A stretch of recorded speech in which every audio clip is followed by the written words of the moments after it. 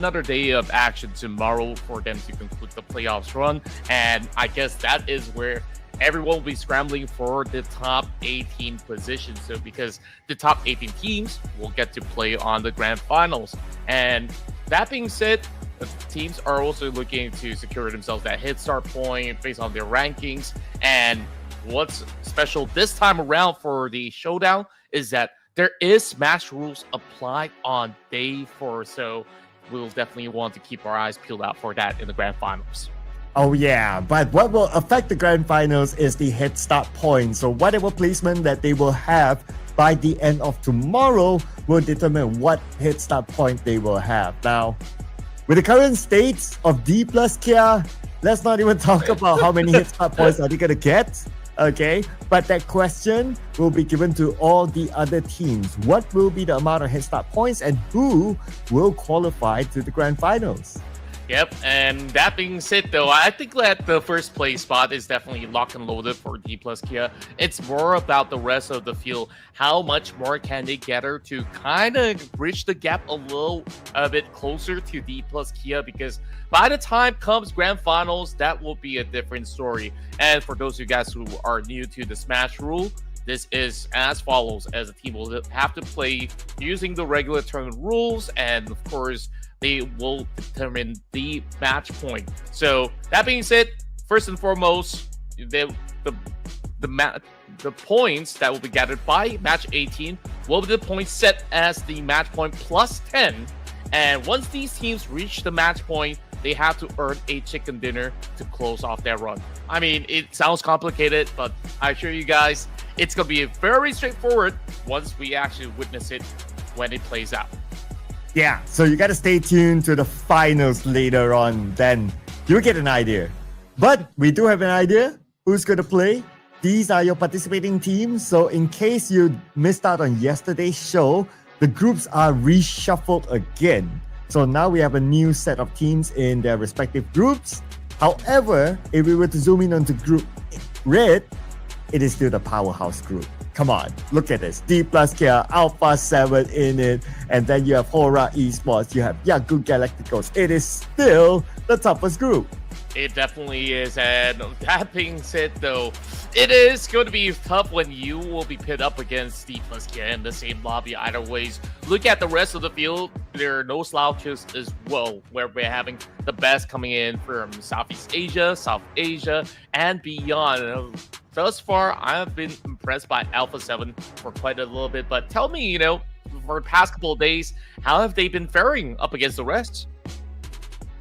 Well, I guess how D plus Kia has been faring is they are just dominating, right? Like, okay, to the fashion of like yesterday, they didn't really need to appear. Like if they skip the entire day, they will still be at number 1. But they still played. All right, cool. Their first few rounds wasn't like the D plus Kia like how we saw in the first few days. But that's okay. Nobody will fault them for that. But they just had to end the day with a mic drop. So yeah, chicken dinner for D plus Kia to wrap it up. Well, do you think that this is going to be the similar notion as well, where, they will just chill for a little bit, explore maybe certain strategies, and then when it comes time that other teams are catching up, they're like, oh, you know what? Let me drop another chicken dinner for you guys. So that could be very well the case. Well, not only the chicken dinner, but they're dropping MVPs left, right, and center. So Nobu is still the overall MVP as of now with 50 eliminations and 9,647 damage. Very, very likely he will hit the 10,000 damage mark by today with the 4 games that they will be playing. Well, unless if he's not playing, which it's very unlikely to be the case.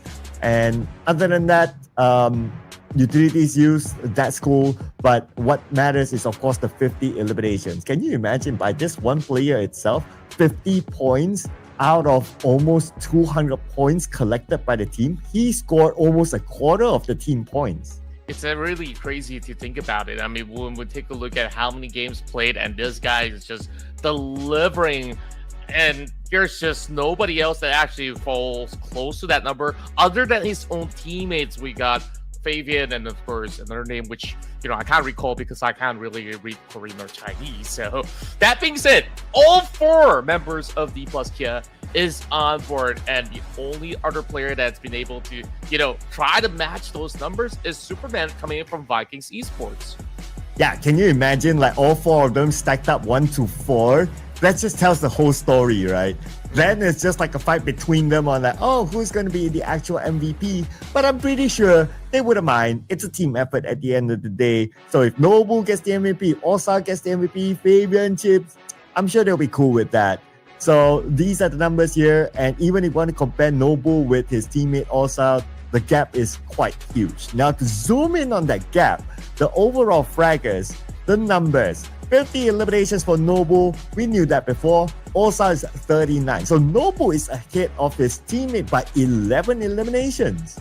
That's pretty wild numbers out there. And when you add all that together, it is just a recipe of disaster towards their enemies overall. And of course, so far, they've found so much of their successive shots really connecting. Look at the rest of the field. We've always expected Falak to also do rather well, as 4 tribes have been pretty much relying on him as well as the rest of these members to be able to keep up to pace. But Superman thus far have shown us a lot of impressive work from his heroic performance. And from yesterday's run, we've seen Blue Squad making that climb into that 4th position, trailing very closely behind 4 tribes as well as Nongshim Red Force. Yeah, also I want to put out that number 1 and number 2 are both from the Korean region. So this is like the Korean region showing their dominance against all the other regions. It's like, yo bro, I got you sort of moment. And NS Red Force, they scored like 2 chicken dinners yesterday. So they are on a roll right now as well. But are they able to catch up to D Plus Kia? Probably not. But do they really need to? Probably not as well. Because for today and tomorrow, what's going to be more important is that who is going to make it into the grand finals, which is the top 18. That's right. And right now, certain teams who are above 70 points are looking pretty much in the perfect spot. But then again, it could still be a little bit risky for teams like APG as well as Vampire Esports. We start to see those surges coming in from these teams from the past couple of days where, they're understanding that, hey, we only got a couple of days left to go to make qualifications to the finals, and therefore they have to push.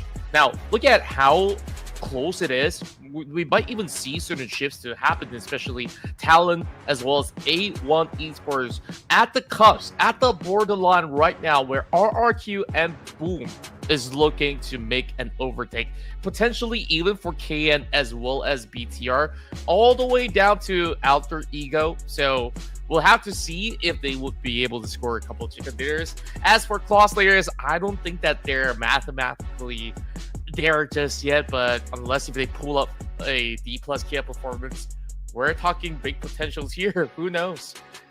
Yeah, I mean, major comeback, well, who knows, right? Who knows? But for the rest of them, did it point out, like RRQ onwards, the points are really, really close still.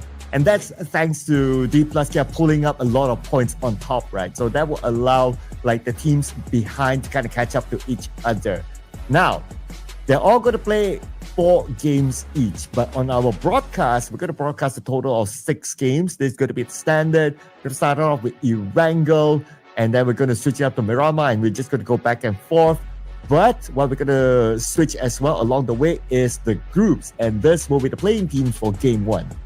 That's right, and we're looking at D plus Kia here with the opening as well. Blue Squad's absolutely is on the rise alongside with 4 tribes, so I do expect them to actually pull up some decent runs. And I just want to recap for a little bit since I wasn't around. How do these teams actually fare when it comes out to Erangel?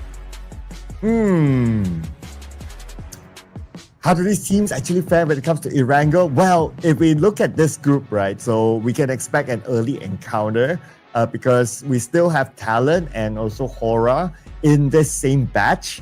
So the Yasnaya fight might happen again unless a team decides to move away. So that's something that we want to observe.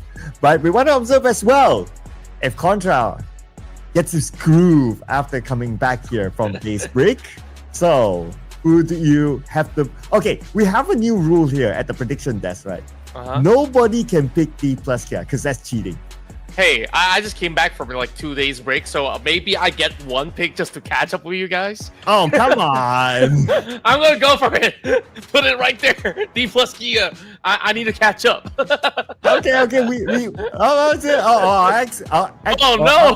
He took it instead. Are our experts approving it? Okay. Okay. All right. Only once. Okay. Because D plus Kia is cheating. I mean, picking D plus Kia is cheating. That's what I meant. Yeah. Man. Eeny, meeny, miny, mo. Let's go for... Okay, I'm gonna kickstart the day with Alpha 7. Let's put this one in.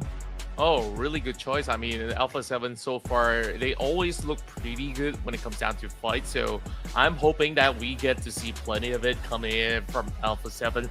Now, we want to hear from the experts. I mean, so far you and them are tied. So, are you guys looking to continue on with a tie as well? Yeah. Well, I wish I could do like the fist bump, but expert is like okay, it should be like this, I guess. I don't know, fist bump to the expert. We can do our own fist bump, like over here. Yeah, I just yeah. That's as much as you're getting. Yeah. No. Okay, that looks a little wrong, but let's not get there. So that being said, you guys can also put in your very dear votes into the chat below, and if you guys see, other teams being voted out, you guys can have banters, but keep it cool, as so long as you guys are just gonna be able to have a fun time all together. So that being said, make sure you guys hit the subscribe button right now, as we offer you a whole lot of PUBG mobile esports greatness over the course of the week, because on the weekend itself, that's where the grand finals will happen. Oh yeah, that's where you don't want to miss it. And the grand finals is not just 3 days, it's 4 days. So make sure you book your time. Basically, you don't need to be disconnected from us. Right? We're going to have the show every single day until Sunday, basically. So it's easy to lock in your calendar. It's going to be the same timing. It's going to be in the same channel. So don't forget to subscribe as well, because you don't want to miss out on future iterations of Ruthless Hype Esports. They always have amazing off-season tournaments during the off-season. True enough. And, I'm hoping that one day there's going to be that offline event where, we get to visit either Nepal or any areas in South Asia, so that we actually will see a lot of all these players face to face. So if you guys could, of course, lend your hand and support us all the way through, that will be pretty much making the dream one step closer for everybody out there. That to be said, though, as we are diving in for our first matchup in Day 5's action here in the Ruthless Invitational Showdown. So let's get this one underway.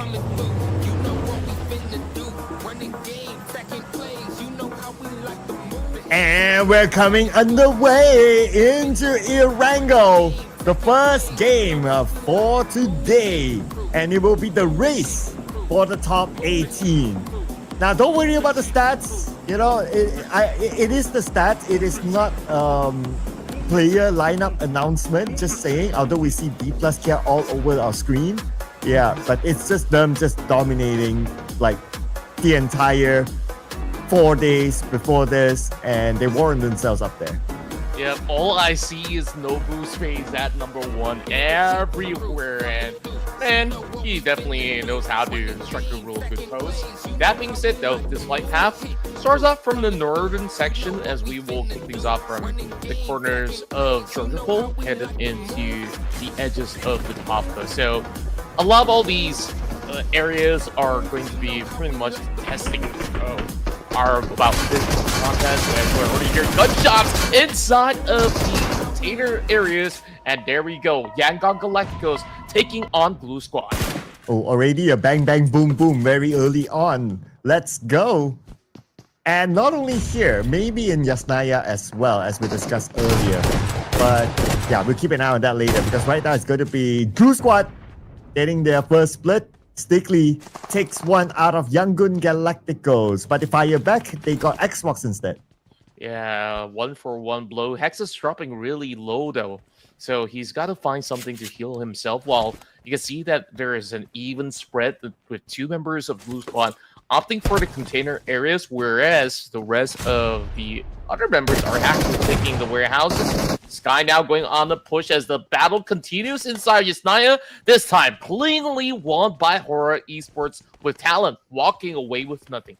Ooh, this is Horror Esports' fastest win in Yasnaya. Okay, they're done. And we're back onto the container area where Yangon Galacticos and Glue Squad will fight out with each other. 3 players left for Glue Squad, 3 for Yangon Galacticos. But on the elimination feed, RRQ is in a fight of their own against Kinotrope. They got Mark. Well, that is going to be 0 marks for Mark, unfortunately, throughout this run. Not intending to put those puns up this early on, but why not, right? This is all these teams are looking for early battles. We already see heavy casualty. There's about a total of 7 players eliminated thus far. I think I lost count. I mean, these numbers just keep adding up, so that makes it 8. And meanwhile, Kinotrope, like you said, very, very close to those members of RRQ. Unfortunately, no troubles on either side, so you don't really hear more bang or booms all around the corner. But for the rest of the field, they're really taking all the way downtown on close proximities with damage being done from Ozisan. He's got that micro Uzi, but he's running out of bullets already. He's kind of stuck out there, and that flank angle was perfect to catch up the bar. And here comes Genforce on to Ozisan. Micro Uzi on the other end, 50%. Wow, they got those shots from the shotgun on points. And with that, Kinotrope eliminated number 15, no points at all. RRQ will collect them all. Yeah, that was cleanly executed by RRQ. It's kind of tough when you're pushing on the outskirts and all these members of RRQ was kind of ready over on the outskirts in different positions. Therefore, it was pretty much of a smooth execution, not too worrisome other than a couple of tags onto these members of RQ. So they will get the entire Milta sector for themselves. As for E Arena, well, gotta look out through the roads. It's funny that, you know, a monster truck could not bypass such a skinny tree. I feel like you kind of want an update where you can, you know, run over small little terrains with such a heavy vehicle. Yeah, just like that reminds me of like the Rondo map, right? Yeah. Like the Rondo map, you have like this bamboo area literally called bamboo. And if you throw nades into any bamboo tree, like it will fall down. But it doesn't work for vehicles, though, I think. I need to recheck that again. But definitely works for nades. So if they can do that kind of update, I guess, yeah, it'll be kind of more realistic if you have a monster truck and you can run down those small trees. That'll be kind of nice. Yeah. Well, in fact, you can see that happen somewhere down the stretch while Lambos finding a beautiful catch on to Potato. So that's 1 man down coming in for Voing Donkey. I don't see any form of assistance coming in from the side of Voing Donkey, so they will just cut their losses. Revo flipping over in a very dangerous location, but thankfully Voing Donkey isn't all too interested in particular on this gas station, so cutting their losses. First blood for A7 thus far. Definitely looking for a whole lot more. Now, I kind of want to look at the first circle update. Do you have any clue where exactly would it be? I'm just looking at the mini map now. I see Saverny by the edge. So I guess it's somewhere up north. And that's just a guess. I believe so, because last time we saw all these fights taking place, a lot of it has to do with some area over a north point. So that makes a whole lot more sense why these teams are jostling for some of all these control around the area. Well, great to also see Alpha Gaming really getting themselves back to shape, because last we checked a couple of days ago, they were somewhere near towards the dead bottom, and right at this moment they are fighting for that spot to solidify their position. Current place at 15. I think it's not too shabby, but if you take a look closely, Vampire Esports and Talon is gonna make some advancements throughout today's run, so it can put APG at risk. So we'll definitely have to keep our eyes very closely to the teams around that borderline. And APG playing without ease, their latest signing. But 3 players, we've seen it before time and time again that you can still win chicken dinners with 3 players, and it's APG. I mean, on paper, this roster is like super stacked, so I wouldn't be too worried about them for now, that is. I'll probably be slightly worried for teams like Boom because it overall is at number 20 now, and Boom Esports could not see them move forward. It will be kind of awkward. Yeah, Pubg Esports, we know that they have definitely had the biggest potential out of the many teams that participated in Ruthless Invitational Showdown. And even through previous iterations, Boom Esports have always been that kind of staple team that we usually see in the grand finals. Unfortunately, they've not really hit the mark for these past couple of days. I think that we've only seen certain signs of brilliance when it comes down to them going for all these heavy fights, and I think like that's where they thrive the best, especially when they play in areas like Miramar back in the past. I think track record wise, this team definitely knows the ins and outs of those maps. But in Erangel, when you put some of the best teams in the world to really play on the classic matchup of this map, it kind of gets a little difficult when you don't really have, say, maybe a good location to hold out. As for Alter Ego Ares, I think they've got themselves a very comfortable spot just by the edge of Mansion. Oh yeah, very comfortable it seems, but because like Mansion is in the circle, so now I'm wondering if like the circle is maybe centered around Yasnaya perhaps. But we get a good clear view soon. Okay, here we go. Oh yeah, it's centered around Yasnaya. So where will it go? Will it be a hard shift? Because a lot of teams are playing in the middle of the circle. A rather hard shift. Now Yasnaya is by the edge and School is the center. I would love a School ending. Me too, and the biggest winner when it comes down to gaining that zone control at this moment, Boom Esports, because they didn't really leave too far off of where they usually start inside of Rozak, and now they just have to quickly reposition and get the best spot possible. Meanwhile, Tony K showing up over on the feed, taking down Stickley of Blue Squad, to which Mormon hoping to flush him out, as Mormon hoping to chunk out Hexus. He's falling so low, and these teams, they're still tanking out the blue zone, and it's going to take a while before they actually get into the zone. So E-Arena really have to shut this one out cleanly. They still have all 4 members. I can't say the same about Blue Squad, though. And it seems like Hexus is, Noel in particular, is the last one standing.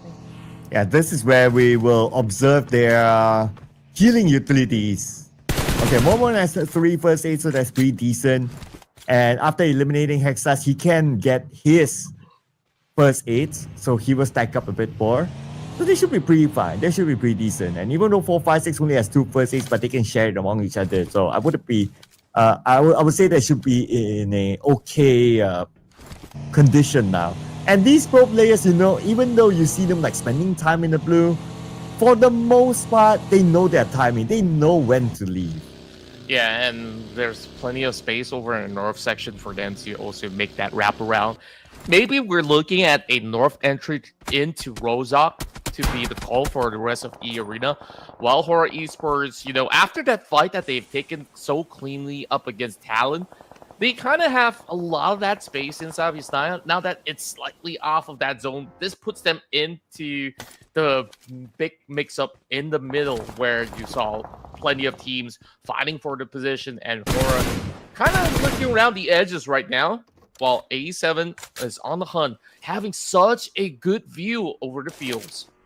Oh yeah, Alpha 7 in a decent position now.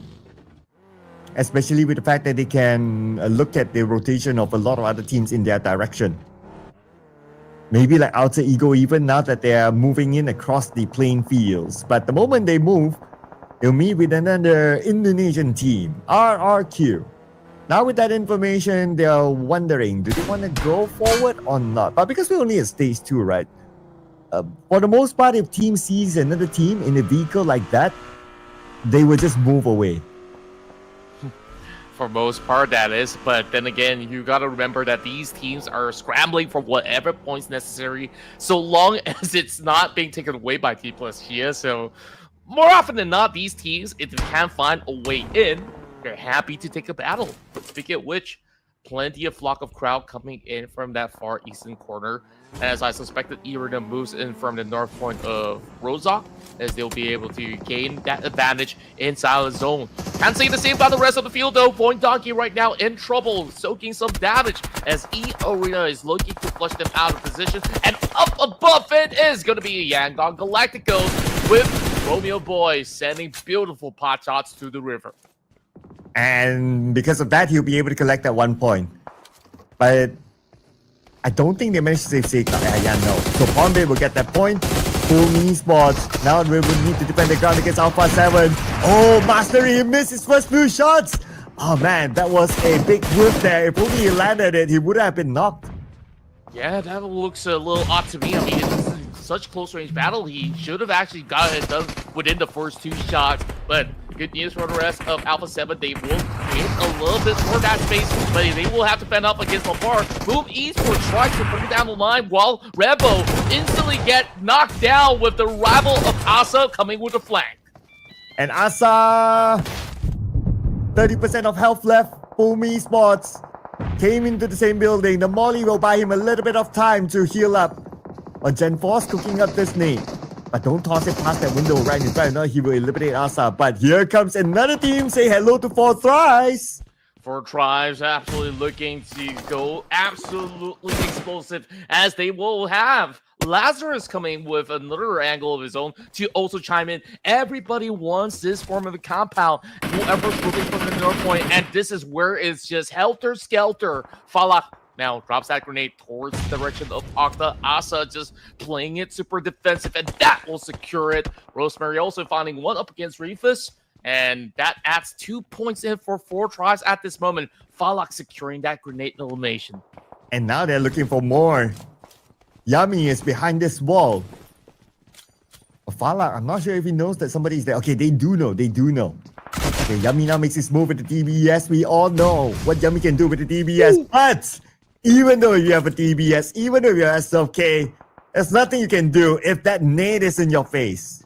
Man, Fallout is so on point today with all these grenades. It's been 2 in a row right now that he secures another elimination in the bag just by doing so. Now he tries to seek one in, and perhaps he will be able to find Asa, and maybe RRQ will just tumble one after another with his accuracy. Fallout now has that ball tough, as it definitely comes in handy when you have a bunch of smoke, and if anybody runs around, they might just get clipped. Now, with a lot of all these players being eliminated, we are getting another update. The circle goes deeper inside Rozok. And look who's there. Irina, Vampire Esports, is going to have that firm hold. So this is going to be great if you guys are fans of Thai teams in PUBG Mobile. And speaking of which, the Saber having Pubg knocked down by APG. Oh, Pubg. I wonder who he is. And another pseudonym that we don't know who that actually is. But this Xavier, okay, they're going to be neighbors with APG. And Zul is playing in this round. And Zul is in a critical situation. 250409 now will land another nade. Nope, a little bit too early. But the rest of these Xavier moving in. They want to be the cleanup crew. Zul still picking up Doc. And he'll be able to revive his teammate in time. Oh, that nade. That was so close. But Parjin, somehow he's low. Somebody shot him. Zyle somehow stays afloat for the moment, but here comes the push coming in from the rest of the Savior. Hags all around, and there's barely enough spacing. Parachute also looking to close up. Zyle has that space to find one in return, and just with the pump shotgun, he will be able to draw an exchange. Doc's still on the ground, though, but at the very least, APG suppresses it down to 1 versus 1. Here comes the push, and he's looking for a full kill up. Oh, he needs to reload his shotgun. Now switches to an M4, but to no avail. He will be taken out. APG eliminated number 10, 2 elimination points. What a close call that was. I felt like it was a desperate attempt to heal up. And so far, Vampire Esports is really making it hurt for everybody else inside the field. B plus Kia, late rotation. out on the fields, trying to enter the school terrains, but they are settling over onto the outskirts instead to get a little bit more of that natural cover. While the rest of Vampire Esports is really holding down the line. Look at that 2-2 split. Loving what Vampire Esports is doing by having two members to look into the city and another two over onto the southern terrains. Ooh, and guess who's dominating? E-Arena. They just took out Jiggle from Hora Esports. And because of that, Hora Esports eliminated at number 9. They only gained 5 elimination points this round, which is pretty decent, I must say. But the fight continues on. Here comes D plus Kia against D Xavier on the feed. Yeah, and overall, it's been pretty much a slugfest between the two. I think D plus Kia, with that late rotation, they kind of got themselves sandwiched in between these sector where they can't afford to really move all too much. This fight has yet to be concluded, but Falak is not going to wait any further. He's looking for that push. D plus Kia now wall to wall at this moment up against D Xavier. It seems like they're looking to have certain info to be fed. Also, still limping on the ground. Same goes to Noble. Chips. He's revealing himself, but he's got a grenade in hand. He's running out of the open just like that with a shot. Perfectly connected as he takes down the entirety of D Xavier. And he will revive at least 2 of his teammates, but not sure if he will have the time to revive Fabian. As Onzens now move forward, they heard the commotion. They want to finish things off. Fabian is just right beside of Onzens. Onzens, not too worried about him for now. Behind that tree though, I'm sure Onzens wouldn't mind finishing him off to collect that elimination point, but it's not the main priority. The main priority if the other players of D plus Kia would rush out to save Fabian. Yeah, and taking a look at the current zone, Vampire Esports with this kind of split, they're looking to really close up against D plus Kia before they just go on a certain rampage. But it is definitely a little bit more difficult, especially with E-Arena taking charge over the North Point, so it makes it worse for wear for the rest of Vampire Esports, hoping to slowly choke out the rest of D plus Kia. So Chips is just hugging by the very far edge, looking for an opportune moment, and Onsen is not gonna allow them to set foot any further. But here comes a full push coming in, and Onsen gets knocked down by Noble. Calm down, people. Calm down. And Noble, Mr. MVP, was the one to shut down Onsen's. But unfortunately, they were not able to save Fabian. The point was stolen away by E-Arena. Now, they need to defend against the other members of Vampire Esports. Vin Torres coming in with the nade. A little bit of a back and forth exchange between the two of them at this moment, and Noble, he's got the S12 KO, so pretty much amped up as they are looking to at least hold down the line. Great damage being done, and Noble knocks them down one after another, looking for Lazarus as well, and he secures it, depleting the entirety and looking for Tourniquet at the very same time. Oh, but Tourniquet managed to make down Noble, and he will be finished off immediately. Looks like Tourniquet became the kryptonite of Noble. Now D plus Kia, only Chips left behind. But E-Arena, they're by the edge of the circle. Do they want to go in to finish off Chips? Oh, looks like they will. They're interested in that one extra point.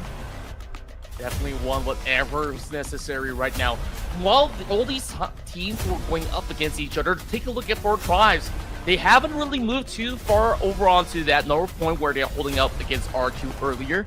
And they benefited because of that, because right now they have the best squad strength to eventually face up against E-Arena. So E-Arena feeling rather confident there's not going to be all too much challenge coming in from the other sector, as they got some natural covers of their own. So just wanting to seek out one final player out of D plus Kia, while 4 Tribes, maybe it's about time that they actually make a move to join the rest of the party.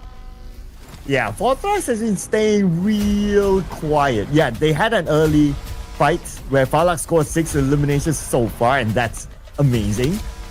But then they have stood quiet. They didn't get involved in fights. This could be their moment here. They're by the edge of the circle, and they need to cross the road, so might as well take the fight against E-Arena. Player 4-5-6 on top of the hill.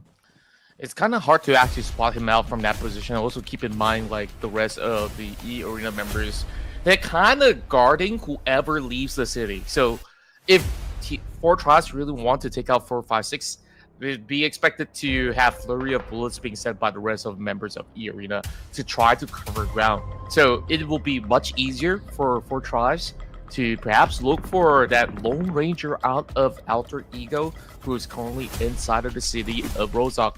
Easier said than done. I mean, all these solo players, they're just going to be staying super elusive for the time being, hoping to gain some position. And take a look. That circle fully belongs to those members of E Arena. While D Plus Kia is just by the end of it, with another Lone Ranger coming in from Vampire Esports, hiding out in school. And that is going to be Newsy. Great to see him back.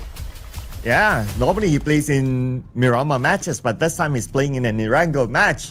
And he comes back with an elimination for himself. But just too bad that he's the final remaining player of Vampire Esports. If his full team was here, then, well, they would have an equal chance against Fourth Rise. But now Fourth Rise with 2 DBSs moving in towards where Newsy is at. Not sure what his chances are.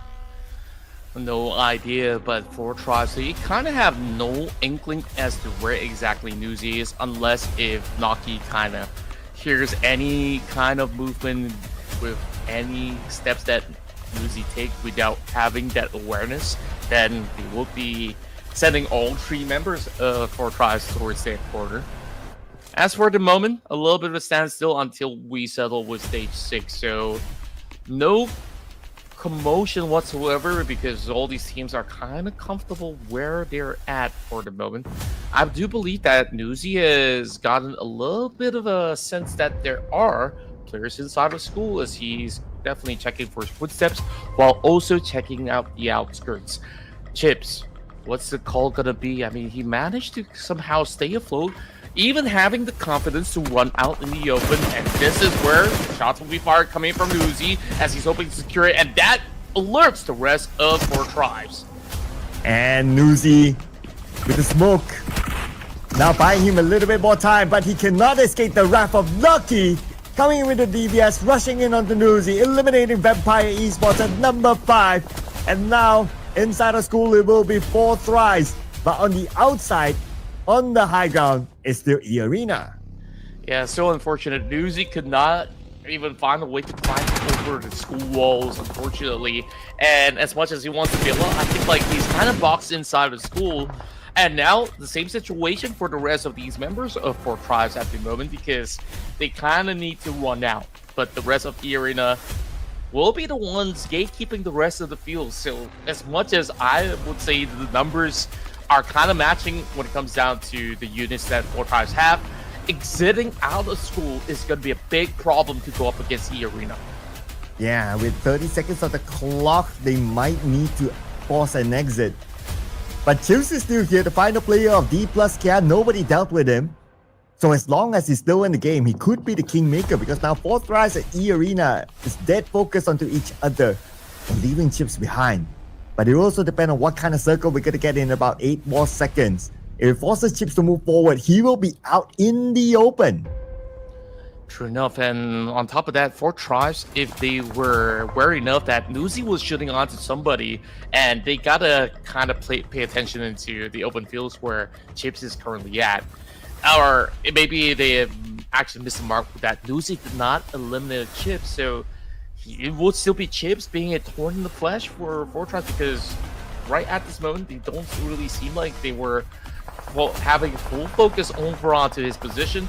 And interesting enough, 4 Tribes, they've been able to get that spacing while the rest of E Arena, they kind of hold up the northern section instead. So the onus now on Chips. How is he going to cut right into the zone? Because he needs to make a dash right over onto his front. Ooh, moving from hill to tree. And he sees one player of 4 Thrice, gets him. He sees T24, but Noki responds quickly. Not able to get a knock on the T24, not able to get a finish onto that player of 4 Thrice, and Chips went out without any extra points. Now it's E Arena and 4 Thrice, and E Arena, they have to take advantage of this. Yep, this is the perfect timing for them to strike. E Arena looking to close it all out while they're still looking for that grand reset down to T24 to try to make something happen, but he's all the way far over on the edge, so they will be able to go in for the pickup, but not quite yet for them to actually heal up. Another nade being tossed right through. T24 is going to be pretty low, and it's going to be tough for them to eventually jostle that control away from E Arena. Ooh, to a certain extent, Chips became the kingmaker. If he did the same to E Arena, Fourth Rise would then move forward. So now Fourth Rise, they had a deficit. 2 players against 3 from E Arena. And E Arena, they have control of the circle right now. If you look at their position, they are closer to the middle. And they managed to push Fourth Rise to the other end. True. Plenty of smokes for them to take cover for a moment. So there is going to be a decent chance where they could still find a way to turn it around. Speaking of which, they found Tony K inside the smoke. So this is good opportunity with the 2v2. Tony K down.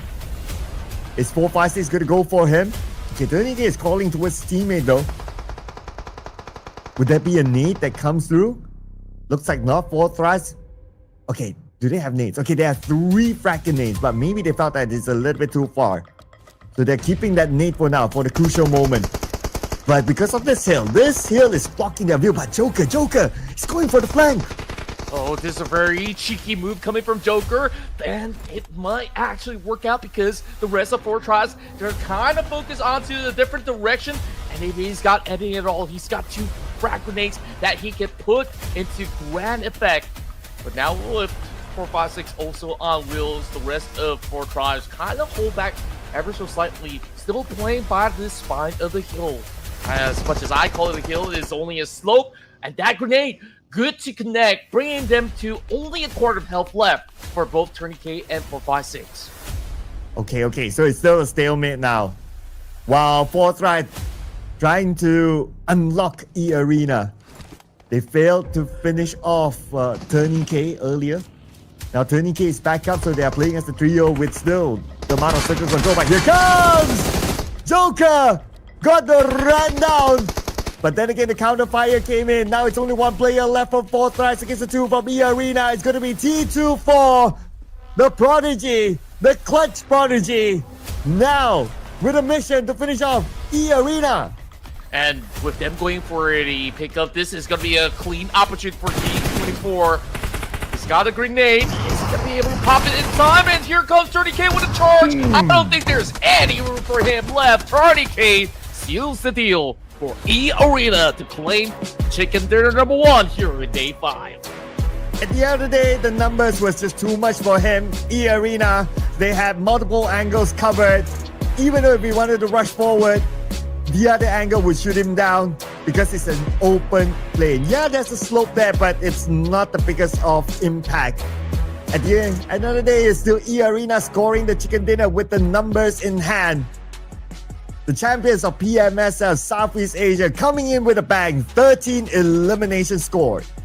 Loving how they've been getting themselves back into shape, just like the champions that they are. 4 tribes so far also have been able to really keep up to the tempo, and with them winning out all those trades over the north, they've been able to at least match up in the form of eliminations. But man, Joker, Tony K, they're absolutely on fire for this very first match that we're seeing so far. Oh yeah, absolutely right. Especially Tony K could be the MVP, or it could be still Falak because he came out with a lot of eliminations as well. So we got to let our officials calculate the scores later on. But we cannot deny the fact that E Arena scored this chicken dinner, and this will put them in a comfortable position in the top 18 somewhere. And if you remember, Contra, when you cast it in day number 2, E Arena, they were somewhere at page number 3. But now they pretty much have put in enough of performance to comfortably be the top 18. I absolutely agree with you. I mean, they now show up with serious business to offer to the rest of the field. As we take a close look, E Arena not only having the kind of positional advantage, I mean, they earn it by just swerving in from the north point, and they saw the opportunity to claim some of all these spaces, and they took full charge of the entire area with that 2-2 split. And look at the rest of the field. I mean, Troubles perfectly executed coming in from E Arena with pretty much matching numbers from frags into smokes as well. Whereas, look at the rest of the pack. D+, as much as they have their fair share of struggles, they've been able to still pave themselves a passage to still snuck by into the top 5 positions. Yeah, and we're going to compare E-Arena and Fourth Thrice. The number 1 and number 2 team, Fourth Thrice with 9 eliminations in total. And last we checked, Falak got 6 eliminations. So that's 6 out of 9. That's a lot of contribution by himself to the team. So there's a chance that he might be the MVP in this round. But I guess it also depends on what sort of amount of damage they put out. But I'm pretty sure it's pretty healthy if you can score 6 eliminations in total. Other than that, damage output in total, E-Arena, naturally because they scored 13 eliminations for above 4 thrice, so they have a lot more than them. But True our enough. MVP looks like it's not Falak, but it's 30k. Wow, 30k kind of bests him by 1 point or so, or it might just even be matching numbers overall. That's 900 damage to be done.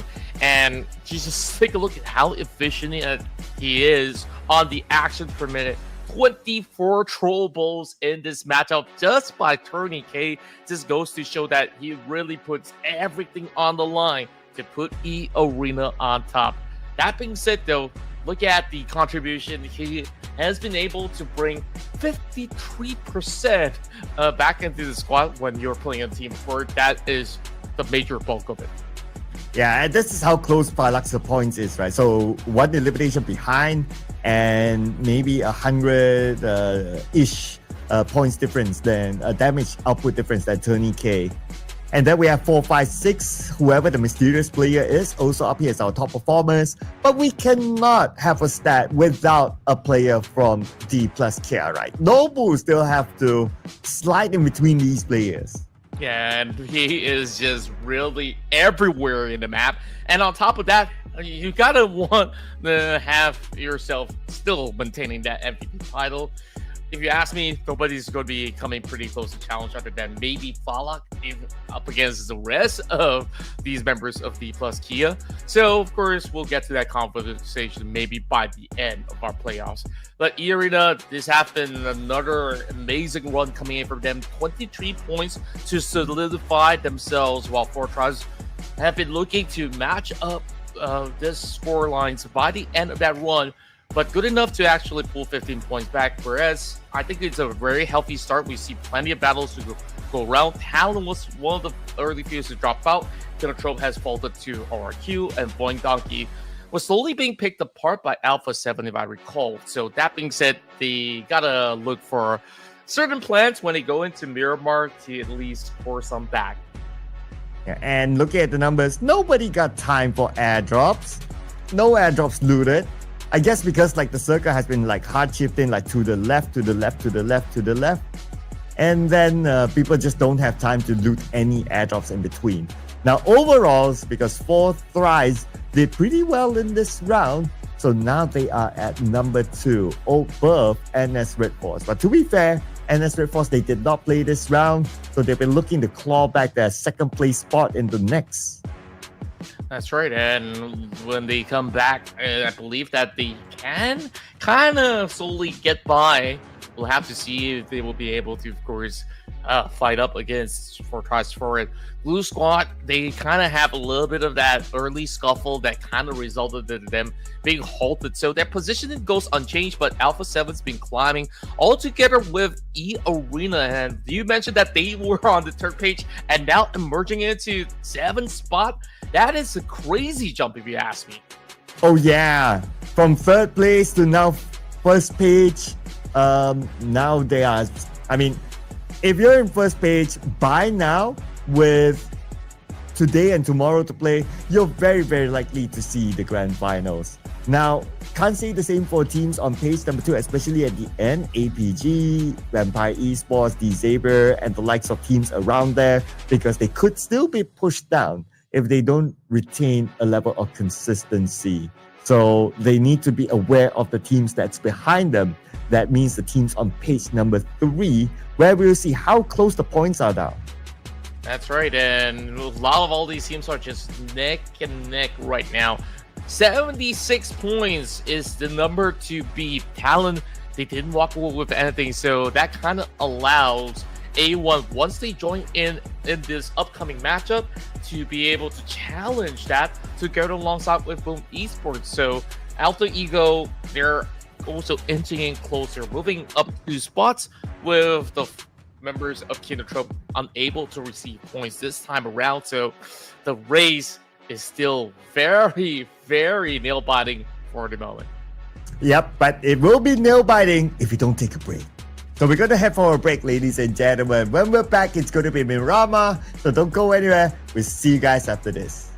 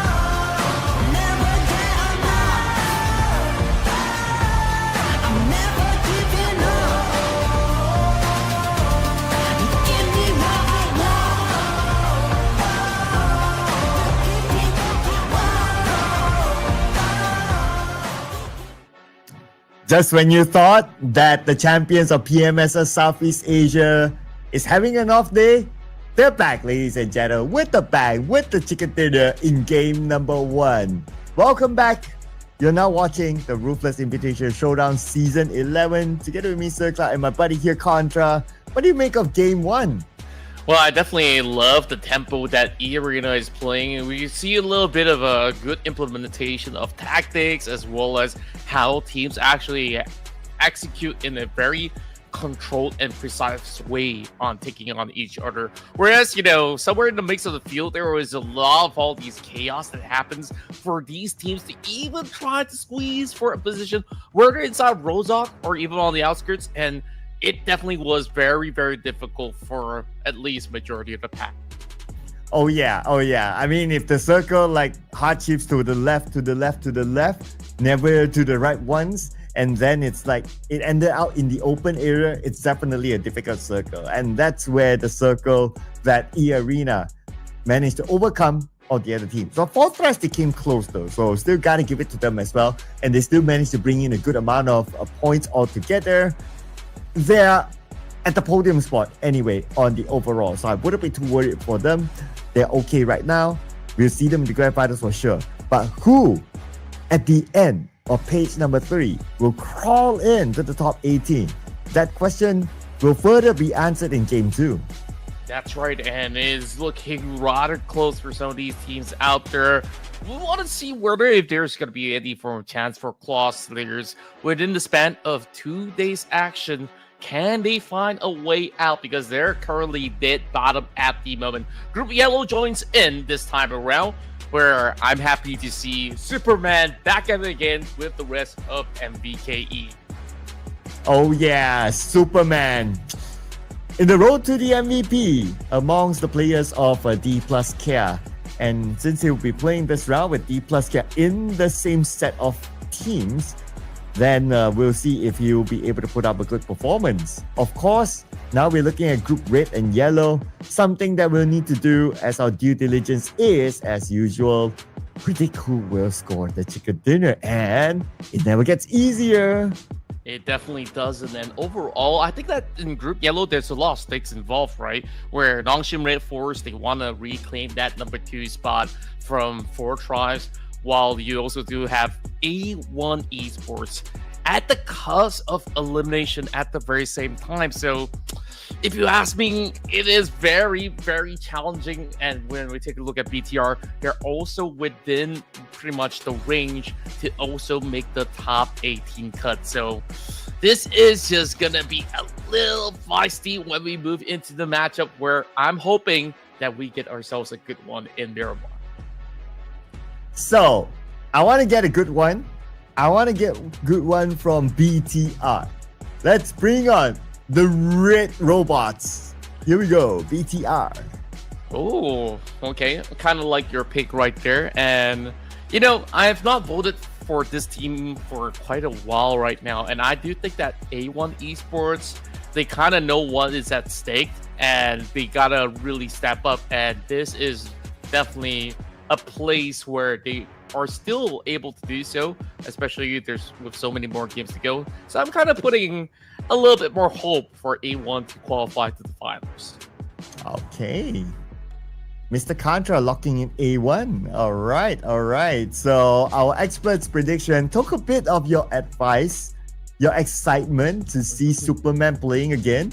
So they pick up MVKE. I mean, they have always been this team that is looking like they have that potential of scoring the chicken dinner, though they have not, but they always seem to be kind of like pushing it. That's right, and I think like a lot of times their aim is to really go for eliminations just to ensure that, hey, we got healthy enough points to really go by. And I guess like it's not too much of a pressure for them, since that MVK is in a decent spot at the very least. So I'm definitely hoping that they would be able to show us once it gets a lot more serious in the finals, then maybe they're going to be looking into getting those consistent results to secure chicken dinners, because when it comes to Smash rules, those chicken dinners matter a whole lot. Oh yeah, absolutely right. Absolutely. Save it for when the Smash rule day comes on day number 4 of the grand finals. Now, in case you don't know what we're talking about, stay tuned and you'll find out in the grand finals. A lot more reason for you to subscribe to Ruthless Hype Esports so you don't miss out on all the action. Speaking about action, we're going to jump in onto Miramar. This is going to be game number 2 out of 6 for today. And we're going to see Group Red and Group Yellow. Who will claim the chicken dinner? Let's go. The hit crew coming through, you know what we finna do. Goes right into Miramar here in our 5th day of action, and it seems like there's just definitely a lot at stake. Nobody wants to live it down to the very final day, as on this penultimate playoff stage is where everyone needs to be sharp every step of the way. Oh yeah, absolutely right. Especially teams on page number 3 that we will be looking out for, and if they'll be able to make a big comeback or gain a lot of points in this round in hopes for them to be in the top 18. Flight path is going to be slightly on the northern side from the left to the right. El Pozo has been pretty popular. We see A1 there. The Xavier, they generally like to go there with this kind of flight path. So it could be an early fight between two teams there. Oh, this is definitely looking a little bit dicey with so many of all these teams really moving into pretty much similar locations, all due to the flight path. When you move up north, there's realistically only about maybe 5 cities to choose from, unless you really want to extend further out, which certain teams are absolutely looking to do just that. Yangon Galacticos, they're not going to be subscribing into any form of flight unless if they move deeper into Montenegro. And take a close look over onto the far corner. We're looking at Alter Ego, Boomy Sports, and another name, B plus Kia by the edge of it. Now this is going to be good for YG, Floating Donkey, as well as 7-9. They get a little bit more of that head start in a very familiar spot that we've casted a couple of days ago. Oh yeah, high grounds. That's going to be real challenging for the teams. Unless if it somehow hardships and pulls down, then well, it's going to be a different conversation altogether. So we'll keep an eye on that for sure. And experts prediction change to who? Oh, okay. So we just got news from Mission Control that experts prediction they changed it to NS Red Force because MVKE is not playing. Oh, okay. For a moment, it's like, oh no, they want to like suss things out a little bit more. So I don't know, I think like that's fair game overall. Since MVP is not within sight moving into this matchup, so fair enough. We're gonna be looking at if their new pick will be the ones winning out. Now, D plus Kia, last game, maybe not having the crazy impact that we've expected them to have just like a couple of days ago, but still, it's another top 5 finish at the very least, and we're definitely hoping that Claw Slayers eventually will be looking to deliver, because they are currently at the bottom of the barrel, something that I did not really expect, as we are seeing them testing certain stuff, and I'm not even sure if Zuxi is actually playing in this part of the roster. Well, according to news, so Zuxi is a loan for the PMSL, and post PMSL, legally or contractually, he returns back to BTR. So technically now he's with BTR. So I guess that Claw Slayers, they are trying out new players, I guess, because they're using pseudonyms, so you don't know exactly, right? But that's my guess, my best guess. Very, very interesting stuff. I mean, it really feels like he's never really taken too much of a break, if you think about it. He called for retirement, he came back like nearly a year later, and then now back to BTR. I guess it definitely feels like home, while A7 looking for perfect hit markers onto the members of Claw Slayers. We were just talking about them, and right now they're just absolutely getting deleted by the Brazilians. Yeah, it's Contrast fault, people. He opened up the topic. Casters curse on to Claw Slayers. Unstoppable, last man standing, Alpha 7 rushing him. He stood no chance, and there you go, eliminated.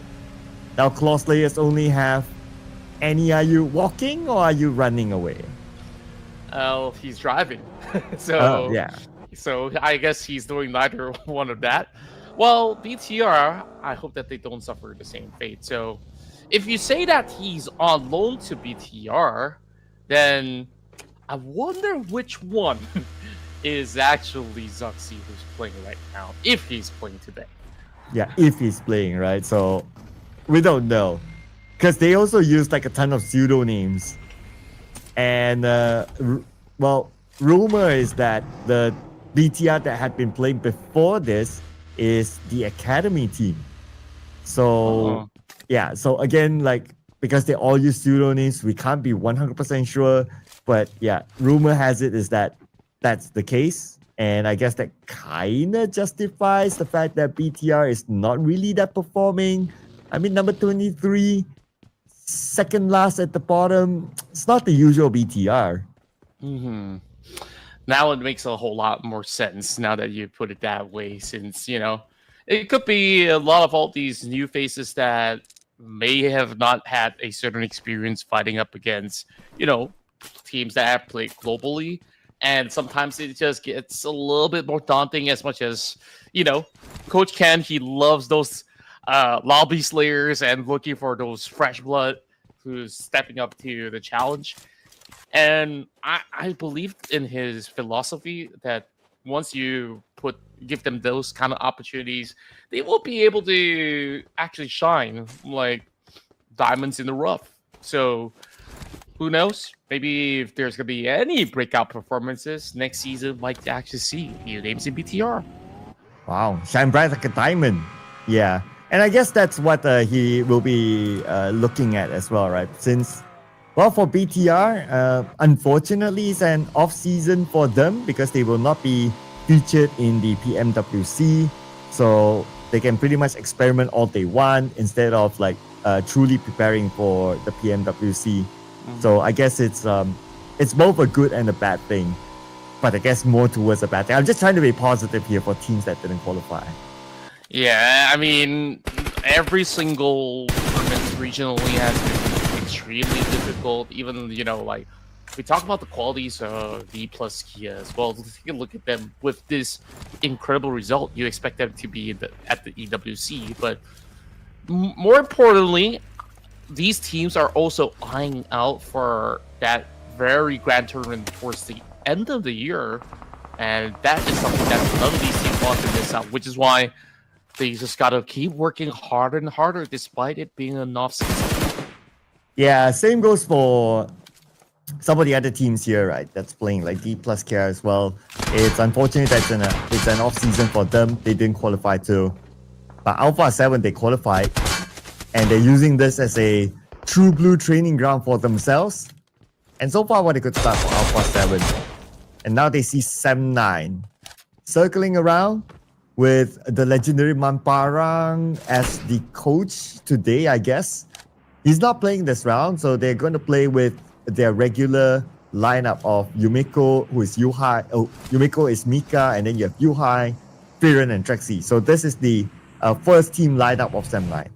Oh, I'm glad that you finally got us a confirmation that it's actually Mika, because I'm looking at Yumiko and I'm like, what? I'm not familiar with this name. But, on these kind of lobbies, they could feel free to not put their official names for, of course, whatever reasons that is so far. So long as, they remain competitive, that's what we really want to see. Hora Esports treading very closely to the members of Longshin Force, met with retaliation coming from Binny. He's got an M249 to really spray down till tomorrow, but kind of don't want to waste those resources. Sleepy hits back at them very cleanly. Couldn't find a second connection with erratic sprays coming out of his Star L. But he's definitely looking for more. Oh, a little tag on both sides of the head, and they're thankful to stay alive for a moment. But take a look closely onto the rest of the members of Hora's position. They're kind of inching closer and closer, so this kind of allows No Fear to kind of find the flank angle. Yeah, and No Fear and Cole now looking for Beanie, who managed to make his way, and the fact that he popped that smoke, they know that he's behind there. And Chico does the same, but Beanie, he evaded that 1-8. He's slowly moving forward with the SLK. Oh, but they know that he's behind the door. They heard the audio cue. Yeah, this is just getting rougher and rougher for Binny. And the rest of Nongshim Red Force isn't exactly in the best position to challenge as well. But here comes the rest of BTR. BD actually gets the trade done beautifully so. And now the fight is not over yet. BTR runs from the back to put a little bit of some mounting pressure. Damage being done. It's going to be YG taking one member out of VPE while Sky strikes two members out of Nongshim Red Force. Somebody forgot to tell them that this warehouse is not in the circle, but everybody wants a piece of this warehouse. From afar, it's going to be Novia finishing off Beanie. Now Nongshim Red Force only has that one player left. Alright, Esports with two, but look at the amount of teams around this area. Boom Esports making a showing itself, finishing off Snape. Oh, this is just so rough. I mean, I guess it all comes down to this, where a lot of the teams, they drop over the northern section, and once the zone closes through, you see a bunch of them rotating rather at the same time, and it just caused this cluster to appear, and now they're just battling for a little bit more of that open space, whatever that they can find cover for the moment. While FaZe Clan have stayed pretty much silent over the course of Chumacera. They're going to be happy enough with this position, but Voing Donkey is already fighting for a little bit of space over on the top end of the hill. As much as there's not much of an angle that FaZe Clan could actually get, they're hoping that they won't get flushed through. So Gui really needs to pull up a stronghold by his own, because the rest of Voing Donkey is looking for that infiltration into the city. Speaking of our pool, the circle pulled down to the lower ground, and a lot of teams are already there, including FaZe Clan and now Voing Donkey. Dewey shows up, gets one, but gets counter-fired immediately, goes back down to the ground thanks to Potato, Red Bull. Nothing much he can do from the other building. Yeah, not much. Well, he could definitely look for a couple of lobs if he could, but he's also getting spotted out very quickly. So, Canary holding his own while the rest of Alpha 7 will face that marches right through it. Just like that, Canary gets a couple of packs, but only good for one knock. Red Bull tries to come in for the recovery, but he's now left out all alone. Okay. Goes up to the second floor. Needs to heal up, but the nade's been sent across. Red Bull moves forward. He knows that somebody is just outside of this window. The player from Alpha 7, Red Bull evaded the nade. But now he tossed the nade down to the ground floor, hoping to land onto something. Cooking up the next nade. He wants to try to get Squash Bull. Tries to angle it across, but Squash Bull went in. Alpha 7 moved in at the right timing. And they will take out the final player of FaZe Clan. It's crazy how Alpha 7 knows exactly how to skill up some of all these cheeky positionings to really flush out Red Bull, not really allowing him any space to fight off. Now, the one problem settled by Alpha 7. The other one is from Voing Donkey. As they're currently boxed right in, looking for that reset. Voing Donkey can actually take charge to kind of flush them if they want to. But guess what? Blue Zone already taking right in for Horror Esports as well as Nongshim, down to 1 versus 1. And it is looking dire with the situation. Both sides low on resources. They gotta settle the scores. And DZ, he does have 4 first hits, but he doesn't have time to use it. He must win this clutch before he's able to really heal up himself. Look at this, he attempts. But lucky for him, No Fear needs to do the same as well. So both of them reset back to 80% of health. But stage 3 circle. Okay, DZ with the nade. No Fear doing the same as well. They're just mirroring each other now. As DZ moves in, evades that first nade. As STFK out of the hands of No Fear. DZ cooks up his second nade. But now switches back to SFK. And he will be the one to win that 1v1 against No Fear. Wow, great understanding of your opponents overall. The mirror action coming from both ends was just nail-botting, and eventually matches settle the scores, but they're so far away from the zone. Not too sure if they could still actually gain too much traction in this matchup itself. Voing Donkey now on the 2-2 split, still holding on from the up high ground of Chumacera, while out there from the corner, Pubg has been able to put on the whole. Fabian will be able to deliver, knocking down Qatar. And now Fabian needs to move a little bit forward, but he should be able to finish off Krypton. But we shift forward now to Alpha 7 versus Voing Donkey within the circle, as circle shifts more towards the city of Chumacera. But since it's going to be an urban warfare, we might see a stalemate here. But expect more fights on the southern side where the high grounds are at, as all of those teams down there will need to come into the circle. I'm loving how the zone stays like, hey, let's clear up the north, and now let's clear out the south, and what's left is going to be the citizens of Chumachera, as much as they're not unhappy being noisy neighbors for the moment. South side, we last saw D plus Kia really holding their own up against Alter Ego. Only 2 points for now. Definitely vying for a whole lot more. Alpha 7 is having a pop-off performance thus far in Miramar, while Yangon Galacticos have been able to spot one more out of Alter Ego, while they are trying to also traverse across the spine of this hill to reach right into the zone. But as they do so, even more retaliation coming from the rest of Boom Esports, spotting them out, and the further they go, they will collide with Alpha 7 at the very same time. A1 Esports pulling inside the shack, down to Sinister only, but he cannot bend the rest of the field because they're in that tough jostle between 4 teams. Ooh, and Boom Esports dominating, but now Alpha 7, we have Sinister here on screen, dancing around with Boom Esports. And it's going to be Pubg showing up with the DBS against Sinister. A1 Esports out. Respectable finish at the very least with 4 points for A1 Esports, despite not securing those placement points. While the fight continues, Void Donkey so far holding firm. They don't really have to do all too much, but they're eager to at least look for a couple of drop points. 2 is barely enough, and he might be able to spot something in return from the kill side where a lot of noise has been Chalo True from that area. Say Cloud now soaks damage coming from all directions as D plus Kiera arrive to the scene, make it look very smooth for Noble to secure another one in the bag, and now that's 4. But the next challenger for D plus Kiera is going to be Boom Esports by the side, and they know that Boom Esports is there, so also is going to be the one in front. Okay, moves forward. I wonder if we can see Octa, but he surely knows the presence of Pubg.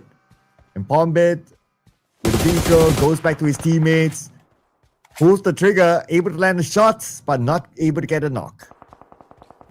Just a couple of all these tags right across. D plus Kia playing it very, very patiently as Chips has been able to also spot one member out of Team Secret by the far edge.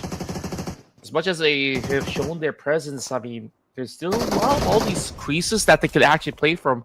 Zeta now joining into the factory areas where they're kind of locked into the space between Void Donkey as well as Alpha 7. A stalemate between the two as Inso is going to be looking to leave with a little bit of disruption, some damage falling off. And it is just going to be pretty much the same story from the both sides that have not been able to really call for a big breakout fight as they're holding the best position possible. Now, Team Secret also gets a leverage onto the zone, and Lazarus, the only member from Vampire Esports to take the dead center. Ooh, the final player, Lazarus, who's Schweppes, using a pseudo name. Oh, he stay as quiet as possible there within the city, hoping not to be spotted by anyone. But 7-9 from afar, we see them taking a bit of damage. Oh, it's them actually knocking down Ken for BTR. Not eliminated yet. It could be a long-range knock, so no follow-up. So Ken could be revived in a little bit more. We'll have to see whether if there's going to be any form of re-aggression coming in from the side of 7-9. BTR isn't exactly in the best possible location, but there is still the zone that they have. If it does shift towards the low grounds of the city, then both 7-9 as well as BTR, they're going to be pretty happy about their spot. Well, we'll have to wait for 2 minutes before we actually get that confirmation. So this stalemate is going to take a while for them to break. We'll have to see. Mika, so far, have been looking rather sharp today. Despite all of that, 7-9 still walks away with 0 point. I believe a lot of these knocks was actually claimed by other squads instead. Yeah, which is off screen right now. But look at this, an arrow drop behind Void Donkey. Okay, so that's a blessing for them. Kyurem gets Yuhai with tap of the Mini 14. But for him to finish up Yuhai, it's going to be pretty difficult. But because 7-9, somebody's with Yuhai. I was about to say that, maybe Yuhai doesn't have his teammates, 7-9 is well spread, but somebody's with Yuhai and now he's back up again. The biggest challenge for BTR is to cross this road because 7-9 is scoping down on them, but Apex, aka Satar, is playing today and he managed to make it across. Glad to actually see him back in action once again. Love that he is IGN is actually Vitality versus the rest of the field, which kind of gives you a little bit of a notion that, one day he might be able to also get another chance in the EWC. We'll have to get more of a glimpse as to what happens then in the international stage. Whereas Void Donkey, I believe they managed to get a little bit of that restock, like you mentioned, with the care package dropping really closely. 7-9 willing to budge off from their position, but they allow the few members of BTR to cut right across. But BTR having one member stranded over on the far section. It's going to be pretty tough. Yuhai looks to deplete the vehicle. And Miramar on an urban setting, Chumacera is definitely one of the hardest cities for you to really get a firm hold on to anyone because of the high ground, low ground situation. Well, and it's still going to be a high ground, low ground situation. Dead center circle. These teams that have already locked in their own apartment inside Chumacera will continue to get the circle, but those teams on the south will still need to move forward. BTR, 2 players managed to break through onto the other side of the road. While Team Secret, one of those teams that don't really have this circle, maybe some of them, but at least one player is on the outside. And now they'll be facing off against the Juggernauts, D plus Kia, who wants to force their way in. D plus they've been wandering around the outskirts for a long time, and Team Secret is the one that keeps guard. Team Secret, the closest one that have been over on the southeast, have been able to find that perfect opportunity to strike. Now that D plus Kia have caught wind of the situation, they try to move the other direction, but he, as much as he's been able to spot those movements, he's not quick on the trigger. But Cheeky is, and Cheeky's rather close. He will be able to lurk up behind him, but D plus Kia is actually full sending into the city. Here comes the crash in here by D plus Kia, but Void Donkey will be the one to stop them, and D plus Kia eliminated like that. But that could be an opening for Boom Esports right now, as they also want to force their way onto Void Donkey. Alpha 7 is just monitoring the situation. If they're able to get an angle, if anyone oversteps into the crosshairs of Alpha 7, surely they will take the shot. It's all about timing right now. Boom Esports wrapping around the edges, and they're about to really set something huge, perhaps up against Alpha 7. And if Void Donkey also gets a little bit out of line, Boom Esports can actually convert some really nasty shots. But at this moment, Boom Esports happy enough with their location. Razak's the one that retrieves the package. He's got a lethal P90 in hand if the going gets rough. I mean, Razak has been the main hitman for Void Donkey for the entire tournament for VD. Want to see him really rock things up against the members of Alpha 7. Now, Rebel has been able to spot Boom Esports on the far corner, but unable to really take further dry peeks over on the open ground. So, rather risky move, A7 Esports. Where exactly do they go from here on? I mean, so long as this zone does not shift, we're not going to be seeing full commitments from either parties just yet. But Boom, they're not waiting any longer. They want something in return. Yeah, they want to try to get on the inner side, right? Because if the circle does shift, then there's a big chance that they will not be in it next. So they want to manage that early. But this is the thing about urban warfare. If you secure your apartment in the circle, you will hold it. If you don't, then you have to push a building. So that's not the easiest of tasks. And that's what Boom Esports will need to overcome now. We'll see the next circle shift in about 5 more seconds, and who will be favored by the circle. Majority teams on the left side. As the circle will go still in the middle.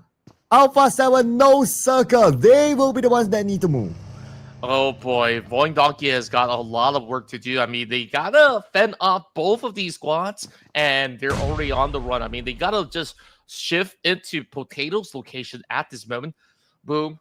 They gotta time this one correctly, or else it could be a very easy work with both Alpha 7 and Boing Donkey to be able to clean them off. And Yummy's already got a nade pretty much at the ready. Pubg is going to be the one taking charge. They already set all these smokes to blindside both Boy Donkey as well as A7. But they're snapping right into the Molotov, into the trap of Alpha 7 and shredded them out like a hot knife through butter. Sounds yummy. Yummy got eliminated. But anyway. It's dinner time, so, food is always lingering in our minds. Just like how these teams with the chicken dinner lingering around them. Now that we have only 6 teams left with Vampire Esports eliminated, Boy Donkey sees a rotation. And so many teams on the left side. Now we will also include BTR. Yeah, it's very interesting as to how many teams are actually looking for that edge wraparound. BTR, I don't think this is a bright idea for them to do so. I mean, they don't really have that intel that these two teams are kind of in that gridlock, and Ken now kind of calls to fall back. Razak allowing him to do so as they both have respect for each other's territory. Whereas BTR now thinks that, okay, we came from the south side, we know that 7-9's around, we can kind of play off with that info, so long as we don't get into the crosshairs. Speaking of which, Razak finding one in return, finally getting knocked onto Ken. Should be able to pick up that member of fallen BTR, but they just went through the door. That allows them to eventually get clipped up. Same goes to Fearon at the same time. Potato goes in for the exchange. Now, Yohai is the only active player for 7-9. Razak pushes forward, receives damage from Alpha 7. And Alpha 7, they're currently on the rampage with the fact that they took out Gachor. 10 eliminations at least for Alpha 7, playing with 3 players. But Alpha 7, they'll face their next challenge of not having the circle. Looking so ferocious right now, and you can see how they've been calm and composed. I mean, the way that they've been able to eliminate those members of FaZe Clan and a few other noble names just tells you that these guys are absolutely aim demons overall. Curry now tries to check inside of the smoke, as they do know for a fact that they're sharing that space with the rest of 7-9. It's just that they couldn't really get the vision through, so it's just going to be about the matter of flying shots. Yuhai also tries to give some signal warning, but it's going to be Kyoran that gets sniffed out in the smoke instead. Oof, you didn't get a good view, but Yuhai, he kind of knows the direction. It's like, okay, there's only that one door, so you just need to aim at the door at the right timing, and you will get your target. That's exactly what he did. But now Team Secret playing with a bunch of pseudo names here. Mr. FKY, I assume that he's Frankie. I can't be sure. But yeah, FKY, so far they are dominating with 6 eliminations right now. And they will secure another one in 7 eliminations. Top 3 teams. Team Secret, the only team with full squad. Oh no! Okay. Jakey! Oh, that was a little too high. And now Team Secret has got to get that revive done. The only reprieve is that Team Secret, they got the majority of space. Look how the tides have turned. I mean, last we saw Team Secret barely had enough space on the southeast, and now they're the ones in control with the most members up against Nongshim and 7-9. The patience pays off for the Malaysians. 7-9 still at the very far corner, so they kind of need to make a deep run in. FKY is going to be able to hold them down, though, so I assume that to be Frankie. He's doing an absolute mega job right at this moment to suppress 7-9. Yeah, we'll take that as Frankie. We'll make it easier for our brains. But 7-9 only Mika left now. Creates that smoke bridge, forcing himself to move forward. Now he's out in the open. Frankie's the one closest. And he still managed to tag one player of Team Secret before GK follow up. And Team Secret will need to pick up their teammate, but it's not going to be a problem because Endless Spray Force only has 1 player left. Simple spray from the top of the hill, and Team Secret locks in chicken dinner number 2. build for work coming from Team Secret. They have been able to stop not just one team out there, make that two, as both D Plus Kid as well as Dom Super Warriors have fallen into their hands. And this matchup was so tactically played off. Team Secret having the last laugh as these other teams were just going at each other. So as much as it wasn't the flashiest of plays, Team Secret has been able to really get some nasty eliminations. I really want to know who he is. Ooh, yeah. Who is this guy, right? Coming up with a whole bunch of eliminations and also damage output. Could be a new tryout player for Team Secret. But then again, they are heading to Esports World Cup, so I don't know if they can actually do a roster change during this period. Or maybe it's just one of the original players, just fooling around with us. Probably so, if that's going to be the case. Team Secret during the PMSL stage, where certain days they look a little bit iffy, but come grand finals, they were absolutely in the right form. So I gotta say that this team knows exactly how to execute, and that makes them a scary one to watch out for when it comes down to EWC. We'll definitely want to see a whole lot more out of them. A7 so far have been the ones to really shred out majority of the field, where they've been able to go on a rampage, like you said. Void Donkey shared that space alongside with them, so a lot of the times that they were going back and forth, it was Void Donkey that cleared a lot of the outskirt players coming from 7-9 and also BTR. Yeah, and with that, the Void Donkey, they are part of our top 4 teams to watch. But we're going to compare the head-to-head between Potato and... we'll just take it as Frankie.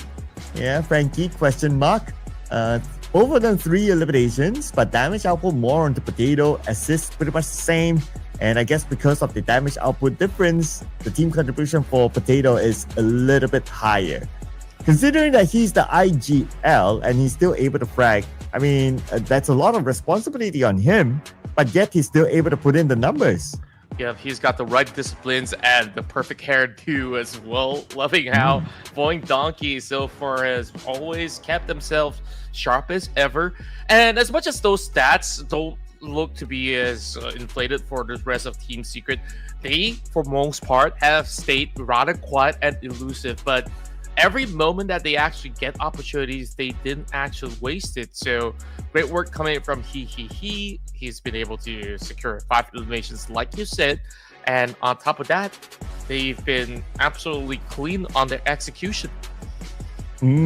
Absolutely right. Whoever this he is, put it in the comment section. Who do you think he is? But the other top performers besides he is also Deathstorm from A1 Esports with a 100% team contribution. That means all the eliminations for this team was brought by Deathstorm.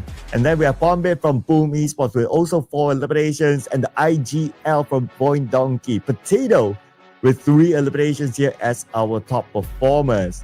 And of course, out of all these numbers, the interesting one is Deathstorm, the fact that he brought in everything for the team this round. Yeah, and he was one of the early few players that's hoping to get that hillside in Jumasera, and it was just rather difficult that there's plenty of those teams who are moving from the south side, and A1 Esports unfortunately have been eliminated rather early in that sense. But take a look at this. Team Secret now with 20 points. How many positions will they move up from this chicken dinner? This being their second, like you said. Alpha 7, another impeccable work coming in from them with that 10 elimination points to match up against Secret. And here are some of the other match stats. Though as compared to the Erangel match, this time maybe because it's a bigger map, a lot more space, teams will find the time to loot 2 airdrops. And 55 total eliminations with Team Secret having 4 players towards the end. That means we have a lot of players actually fell out to the zone in this round. But that's okay. What matters is the overall rankings. And that's Red Force. Right now, they are at 2nd place. They take back their spot from 4th rise. As much as they say it's a take back, they are still even when it comes down to the points against 4 tribes. So 4 tribes, when they come back, they gotta settle scores. Now with both teams present, it is definitely going to be a fight to the very end. Alpha 7 as well as Team Secret now respectively on both 4th as well as 5th is also pretty close to each other, so that definitely is a very interesting storyline that we can talk about later on. While certain teams were not involved, so naturally they do slide downwards. That includes the Vikings that was taking a little bit of that break in essence, so we definitely want to see what are those big moves coming from the other page as Vampire Esports and Void Donkey solidifies themselves even further in the top 18. Okay, so this is page number 2 where we start to see that, okay, have they done enough or will they have collected enough points to be in the top 18? So APG 63. And then you have Boom Esports 78, RRQ 77. So the points are still close for them to push down. Okay. Yeah. Anyway, for number 19 onwards, the points are still very close. A Talent, A1, they drop a little bit, but they will be back later on to try to bring in enough points to be in top 18. So many interesting narratives in that sense. As we last saw, 4 points in for the side of A1 kind of gives them a little bit more of that maintenance to be able to steadily climb over onto the chart. So still keeping a lot of hope coming in for this team. Well, of course, that's it. We give them a little bit of a break time, and when they do come back, we'll offer you guys even more chicken dinners to go. So don't go anywhere.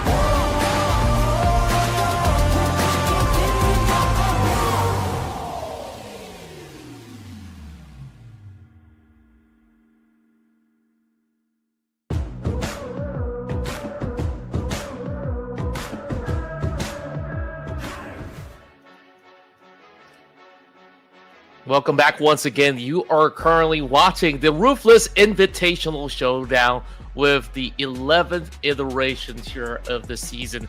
Sir Cloud, we've already had 2 games completed. Still 4 more to go for the night. So definitely it's exciting times to see some of the best teams here across the world. Yeah, and because the points are tight, right, and the race for the top 18 is on, we'll need to revisit the points again, just for us to have a good glance of who are the teams that could potentially make it, because the games are running by. And here it is again. Page 1 teams, that's fine. Don't need to worry about them. They are very, very safe right now. Very sure we will see these teams in the finals. That's right. And that being said, it's more about the teams that are on that third page, because a lot of teams are just neck and neck right at this moment. When we completed Miramar, we see major movements coming from Alpha 7 as well as Team Secret, while Non-Human Force and 4 Tribes are the ones to be tied at second position with 136 points. Yeah, and APG is at 81 points. Okay, so that's number 16. 81, Xavier Vampire 88. So the points are close. And then you have a slight gap there with Sem9 with 96 points and FA7 with 97. But we want to look at around like 81 points or 88 points, how close they are. Boomy Sports 78, 77 for RRQ. Okay, talent, that's where the cutoff is, 76 points. So they're only 1 point behind RRQ. And A1, they are only like 3 points behind RRQ. So it's still very, very possible until BTR to come up with a surprise to be in the top 18. Yeah, I definitely agree to that testament, where I'm looking forward if there's going to be any form of surge coming from Kinotrope. The last we saw out of the action back in game 1, they walk away with 0 points. Same could be said about talent. So it's still looking worse for wear at this moment until that they can prove to us that they have what it takes to make the top 18 cut. So right at this moment, anyone's game somewhere towards the bottom half of the table. Yeah, and the fight will continue on while the games continue to roll for these teams. We're going to be back into Erangel after this. And just a bit of a recap in case you just joined us. E-Arena scored the first chicken dinner, followed by Team Secret scoring the second chicken dinner, still with a full squad intact. So it was a perfect round for them. And they did score a good amount of eliminations, and that will put them in a solid spot in the overall speed grand finals. Now we're going to rotate the groups as well. Group green and yellow will be coming up next. Yep, we will welcome back Group Green with the arrival of Blue Squad, 4 Tribes, the Savior, RQ, Talent, APG, E-Arena, as well as Kinotrope. So the last we saw, E-Arena have been able to thrive in this setting when they move into Wrangle. Could this be the case once more, where it was 4 Tribes that inch very closely into securing a chicken dinner of their own? So far, Southeast Asia is dominating for the first 2 matchup, and I think that, who knows, it might just be a different story this time around. Yeah, because we rotate the maps, we rotate the groups, it could be a different result. Well, we have not seen a double yet today, so the chance is also open for those teams, E-Arena and Team Secret, to score a double here in this match, since both of them will be playing together. Now, we're going to do, as usual, our usual due diligence. And I want to put in 4 Tribes. Oh man, you stole my answer right there. Oh man, did I? Yeah. Oh yeah. If that's the case, do we go for that rematch, what they had back in game 1? I think E-Arena's looking good today, so I guess I'll go ahead with them. Okay. Our experts are going with 4 Tribes as well. Okay. Second time, I have the same prediction as our experts. You're going for E-Arena, right? Contra is going for E-Arena. Lock it in. Well, for it could have actually been all of us going for 4 Tribes for all that's worth. So, I guess I'm just going to be the guy that's thinking something different in that sense. Although we absolutely love, Falak and Cole. They've been looking super good throughout the course of the day. I mean, technically you could change your prediction. It's But what okay. if? Okay, I'm gonna gaslight you now. You What gaslight if me. the arena actually scores the chicken dinner? I mean, I'll be happy with it because I was sticking to my gut feelings that, Okay. E-Arena, they've been looking like they're really putting up some serious showing, which is actually great to see. So hopefully it is going to be another clean take, but I believe with, them going in for another round inside of Erangel, Circles probably will not look exactly the same as it was. If it were, then Irina knows how exactly to execute in a similar fashion. All right. Yeah, they surely know. They surely do, right? I mean, they are the champions for a reason. So it's a matter of now putting in the work. Do they really need that chicken dinner? Not really. But exactly.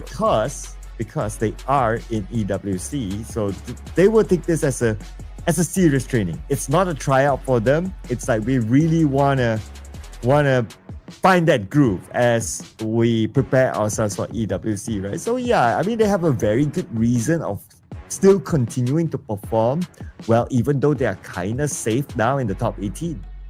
Yeah, and that being said, I mean, it's really about pride at stake as well when you take a look at, how many viewers from across the world is actually currently looking at their performance. And you kind of want more fans to be supporting you when you are playing those big stages. So I guess maybe in that way, it makes a little bit more sense that you kind of want to at least put your best foot forward in that sense. So let's not waste any more time as we once again set the stage for our upcoming match, moving into the Rankle.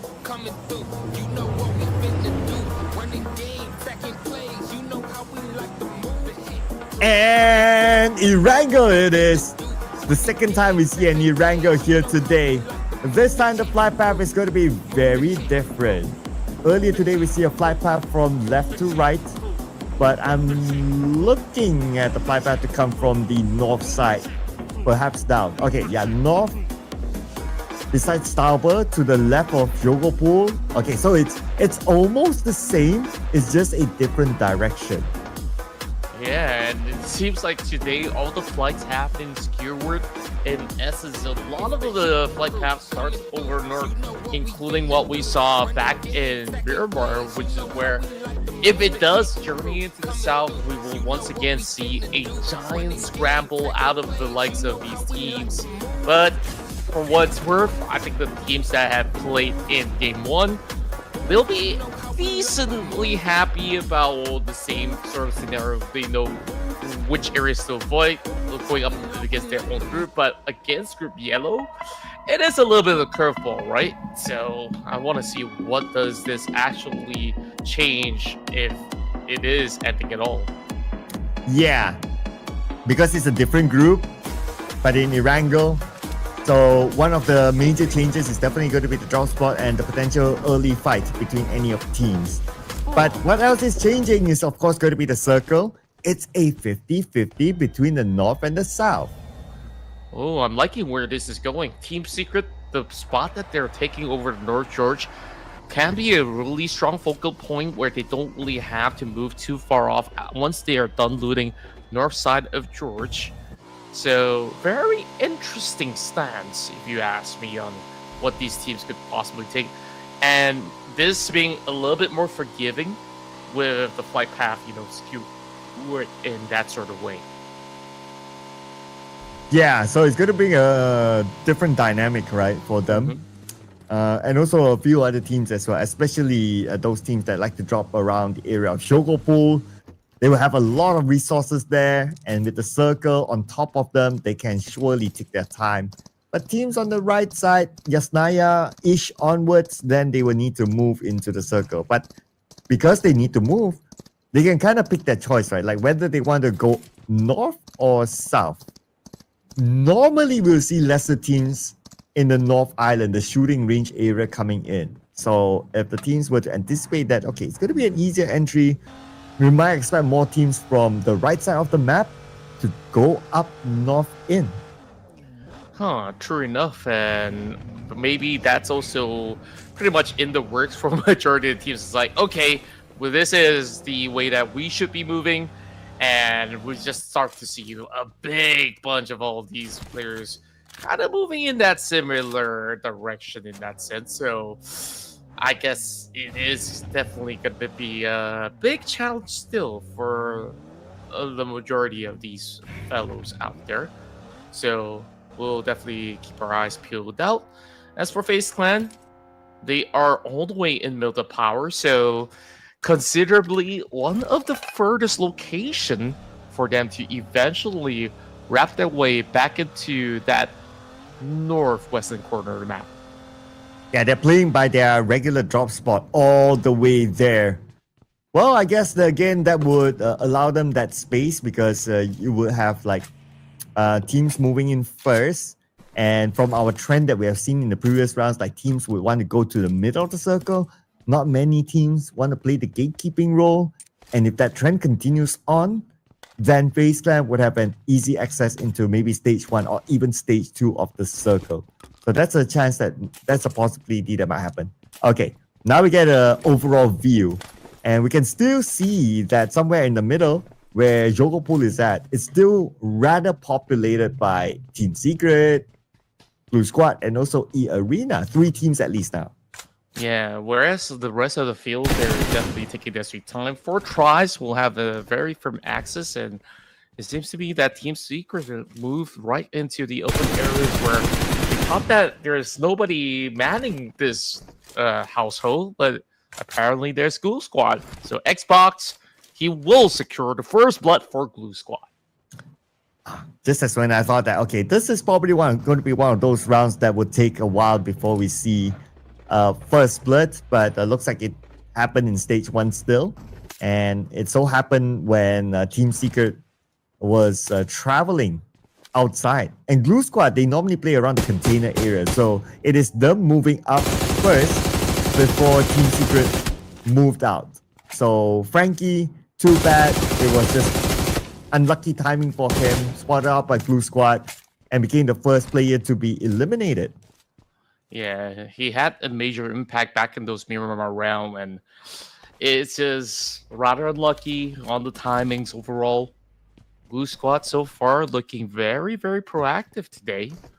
And rightfully so, because if you're going to be starting off in such a prime location, you want to do everything in your power to really secure the spot. And they're in that perfect chokehold where you expect a lot of these players to be moving around the bridges. So liking what Blue Squad is trying to achieve in the long run. Yeah. So even if the circle shifts up north, they're prepared for it, right? But even if it goes back down, then, you know, they're playing by the river. They can quickly access the other side. So, yeah, they're thinking the long run. So that's great what they're doing right now. And that's why they're one of the teams on page 1. They know all these micro strategies. They have it planned out early. And they think like few steps ahead. So because of that, page 1 now, they are in fact the best performing Indonesian region team, if you think about it. Yeah, speaking of which, to me, it's really surprising because back in the, playoff stages when it comes down to PMSL, they were struggling. Where was this form that Glue Squad was needing in those stages? And I think, you give them more time, you give them more experiences, and these guys really do show up. Well, did they manage to qualify to EWC last time? Not really, was it? No. Yeah.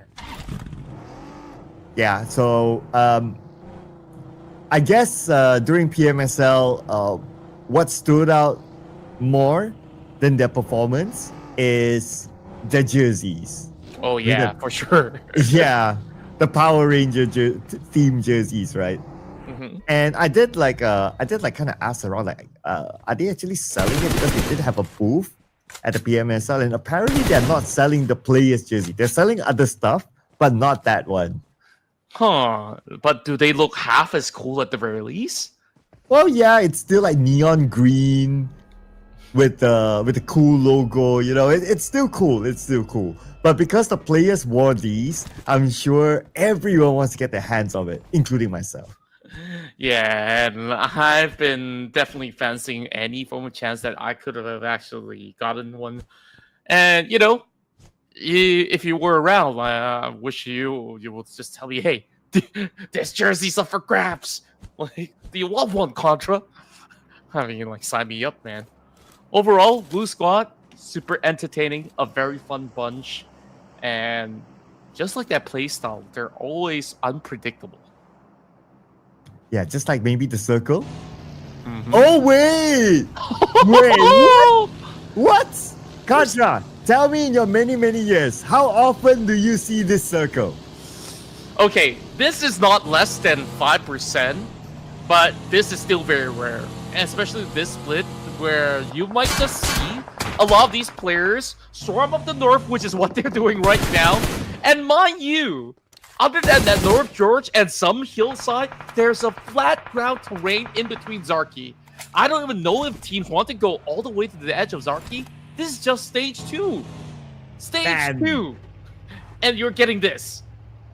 And that means we will get a lot of eliminations on the feed right now. E Arena against Fourth Rise. And we have a BTR against NS Red Force elsewhere. And here comes Joker. The moment he jumped into the building, he was ready for it with the DBS. Gets a knock onto Noki immediately. Momo shows up. And Fourth Rise eliminated just like that. Oh, man. Well, I guess I'm lucky enough to kind of exchange my vote for another squad. Of course, it's just rough. This kind of circle, anybody could be taken out that early. Fortress has shown up a lot back in the first matchup, but it's like this. You can see everyone scrambling, even Talon does not get to breathe in this arena. A1 Esports strikes them down. Ooh. And Set9 as well. So two teams actually shot at Talon. But we're going to see the next fight here involving A1 and also Set9 on the other side. Jaxi is currently down and Rowdy will take the high ground. Try to get an angle against Set9, but Set9, they're going to bail this one. They're going to leave their IGL behind to be eliminated by A1's tryout. Oh boy. A1 tryout. Who exactly could this be? So far, if you look at those elimination numbers, I mean, he's looking really good throughout the tournament thus far. Well, Team Secret so far has been able to at least hold to that position. They only lost 2. So it is rather tough as we last saw all these members of Glue Squad kind of giving them a little bit of a hustle of their own. But at this moment, I guess what Team Secret needs to do is just to ensure that they don't get flushed out of position. And look at the opposite corner. Claw Slayers is the one that books it very early on. So this kind of guarantees them at least a decent finish if they can hold on. Unless if the circle is feeling moody and just wants to move all the way out of the city, that's going to be a different conversation. But they're not going to stay quiet. They know that DZ is here all alone. They will rush into the same building. DZ with shotgun, he gets one knock. Second one comes in with DBS. DZ stood no chance as Longshin Red Force will lose that player. And circle looks like it's going to go majoritarily towards the north. Wow. You take a look at that. RQ, they decided on Zarki, and yet they're not getting any form of reprieve. They're going to be forced to play those open fields. Feels really bad for them, while A1 Esports, I think, is a big winner. They are holding the spot on the hill, but the only notion is that they need to defend this hill at the cost of their lives. So it's more about a question of whether if they have enough resources to pull off all these everything. Alpha up against BTR as Ease brings out an early MG3 to try to strike them all apart. Not really hitting the mark just yet. BTR finds a little bit of cover. It's going to be a little bit of back and forth, and APG is also spotted by Squad. Ooh, long range by Ease trying to hit that headshot across to get the knock. But not able yet. But still they are blocking out BTR from coming in. Refuse having an eye on the BTR. Smoke created. They might jump into the vehicle anytime soon to try to make a move for it. Crossing by Alpha Gaming, who's now the heart stopper for BTR. Well, Hope that they could find a little bit of pulse right now. That Pang not so lucky. Good strike by GK. Team Secret, despite only having 2 players, whatever opportunities that they saw, they will take it. Speaking of which, it's actually Claw Layers also pushing into this location, or should I rather say, it's Team Secret that actually pushes forward and get themselves into the mix. Boboho now takes another member of Team Secret out, so it's only going to be GK left all alone. And GK, final player of Team Secret, but on the other side, Alpha Gaming. They were the ones to try to block PTR, but PTR fires back, including Glue Squad getting east. And now only Zol and Refus, the active players for the team. Here comes the rest of PTR. Zol fires with an SLK, but he won't be able to take down any player of BTR as Curran will finish him off instead. It's just a really a tight space for him to actually play out. Ken gets a little bit of first dips over on the top end of the kill, knocking 1 player out, and just like that, runs out for the rest of APG as Ref is hoping to actually go for the pickup. Not quite enough. APG, by doing so, they got in the line of sight, and just like that, gets eliminated. Oh, I thought they were in a really good position to be able to hold that one, but it's just too bad for them. Anyway, life has to move on. Now we have Claw on screen. Wants to find GK, who's the final player of Team Secret, in the same building now. But it's not easy to navigate like up because GK is moving himself. And GK is ready now. Okay, they see GK with the SLK. Circle-wise, they are in the circle. Looks like it's going to be a not jokeable finish, but on screen it's going to be Glue Squad against E-Arena as they drive by. It is going to be absolutely rowdy. So many teams on the outskirts needing to book a space inside of the city. Joko right now just going thrown right behind them like Larry. And Glue Squad is just going to try to see whether they can find something to return. The well secures it. Very clean stuff. Now he gets to recover with these limping units of Irina. Not much that they can do but to crawl around him for the moment. All it takes is some really good tags. And Glue Squad locked in his position. BTR holding them hostage. And I believe the Will wants to get that safe done quickly. Now they will secure some of these points before getting stolen away. And John! Oh, that was a beautiful one. Okay, anyway, Ken became the tank to receive the damage from Noel, but Curran follow up immediately, and that's how they want to fight against Glue Squad. Now, Claw's players, they're not done yet with GK. How long has been GK holding up for himself? Looks like not too long more as he will be taken out finally after lasting that long. I gotta say that was a pretty good attempt at the very least. But still more to be done for the rest of Claw Slayers because plenty of all these teams will be eyeing on these spots. A1 with a very tactical position. 1 member knocked out, and that's Deathstorm on the outskirts. Oh, this is going to be rough. I'm not sure if he will be safe. Sinister will have to play alone just like GK if that's going to be the case because Balbay holding over on the north end. D-Saver can actually farm some big numbers by holding over onto the north point of North George. Claw Slayers in the heart of the city, directly in the center. Kinotrope's going to be sharing some space with these gentlemen instead. RQ also in the mix, moving from that far end of Zarki to be able to safely journey their way into North George. Now, in North George, everyone's holding their own apartment.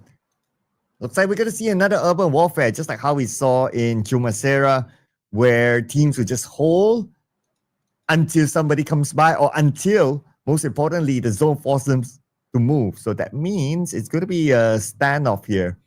There is a player by the bridge, though. Not sure if he's on top of the bridge or if he's below the bridge. But anyway, he should be able to enter North George okay, because everyone else is paying attention to all the buildings around. Fair enough at this current point in time. Whoever's taking a little bit of a rental into the space is happy enough to stay for, you know, a couple of weeks, months if they need to until the zone actually shrinks deeper into this vicinity. And for most part, take a look at the Spinal Hill, which is still somewhat playable. I believe there is going to be a little bit of a haggle over on the far north, and take a look at that. FaZe Clan is going to be the only outlier. It'll be funny if that zone actually pulls deeper to FaZe Clan, and then, well, no one then. I'll just scratch that because they will be left out to dry, needing to now force a rotation. I believe that could be a bug on Red Bull because he's straying further and further on the outskirts. Maybe they're looking to claim something in return.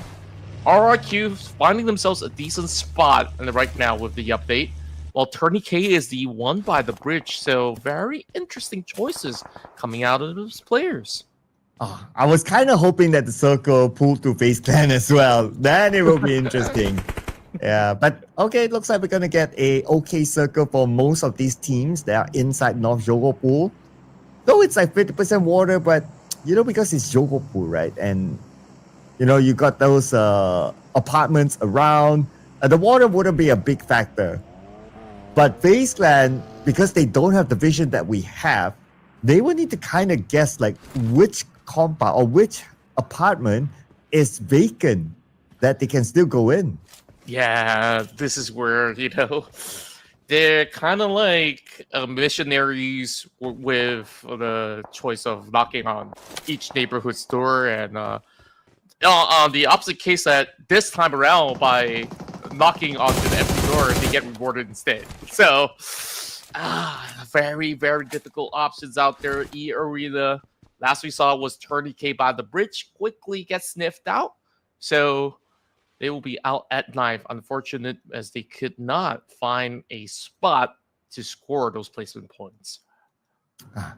And FaZe Clan is still not in the circle though. And time is moving. But Pubg ready for Kieran. And Kieran's now down, but he should be able to be picked up. I mean, they have that ledge to play with. So they should be able to recover him. Not going to be a problem. I guess the bigger problem right now is going to be FaZe Clan. Like, where are they going to enter? Speaking of which, they're already getting shot by the Savior. The Savior so far with a clear advantage to also peek both ends. Balby on the south, another few members over onto the north. So these form of strategy absolutely helpful when you need them the most. While this is where it gets a little bit more tense, right? Because at this point in time, a lot of all these players were just sheltered so well that even if you do get a knock between the urban setting, there's some easy pickups that these teams will do, so long as the zone does not really force any form of movement, so to speak. So I'm not too certain as to how exactly FaZe Clan could still even find, you know, that wiggle room, because Canary's still on the outskirts. Yeah, I know, right? Like, okay, they at least they managed to slide into the circle, but very likely they won't get the next phase. So it's going to be real challenging for them. But let's see how far will the circle be from FaZe Clan. Now it will shift. Oh, still goes all the way down south. Still at BTR. That is insane. It's crazy. I mean, I don't know if you can call it luck or so, but BTR with a huge gamble onto taking that spot. And mind you, those spots directly in the center, if they want to find a cover inside the compounds, it's absolutely emptied out. They can actually take claim if they want to. So long as they have that bridge. Yeah, it's as if they bought the circle, right? Like, you know, you would kind of think that, okay, maybe they're at the edge of the circle next and all that, but no, okay, they're not in the middle of the circle, right smack there. I doubt teams would really want to go there and hunt them, so they will have all the time in the world right now, as long as they have this circle. Nobody's going to leave the comfort of their apartment. That's true, and now FaZe Clan hoping to at least secure a little bit more of that space, as they're in a little bit of tug of war up against the rest of the field. It's going to be VTR finding the mark onto RQ, as that's going to be a perfect hit shot connecting, but yet again, it's a big scramble inside the city. There's still certain opportunities that they can actually look for. Sticky grenade now tossed randomly towards the direction of D plus Kia. Well, actually, Heliotrope, since D plus is taking a break. It's going to be BTR Vitality already scoring 10 points and still looking for more. Oh, 10 already. And they have the circle. They're on a roll this round. And let's remember that BTR, one of those teams that really, really needs the points to be in the top 18. But same goes for Kindertop and Claw. They're still in the game right now. But if BTR can score this chicken dinner with the amount of eliminations that they have collected so far, that will easily boost them up significantly in a comfortable zone. Yeah, and right at this moment, as much as we talk about a comfortable spot, BTR, they're happy enough with those points that they farm out. And if they could back even more, I think like we are going to be seeing them in the grand finals if that's going to be the case.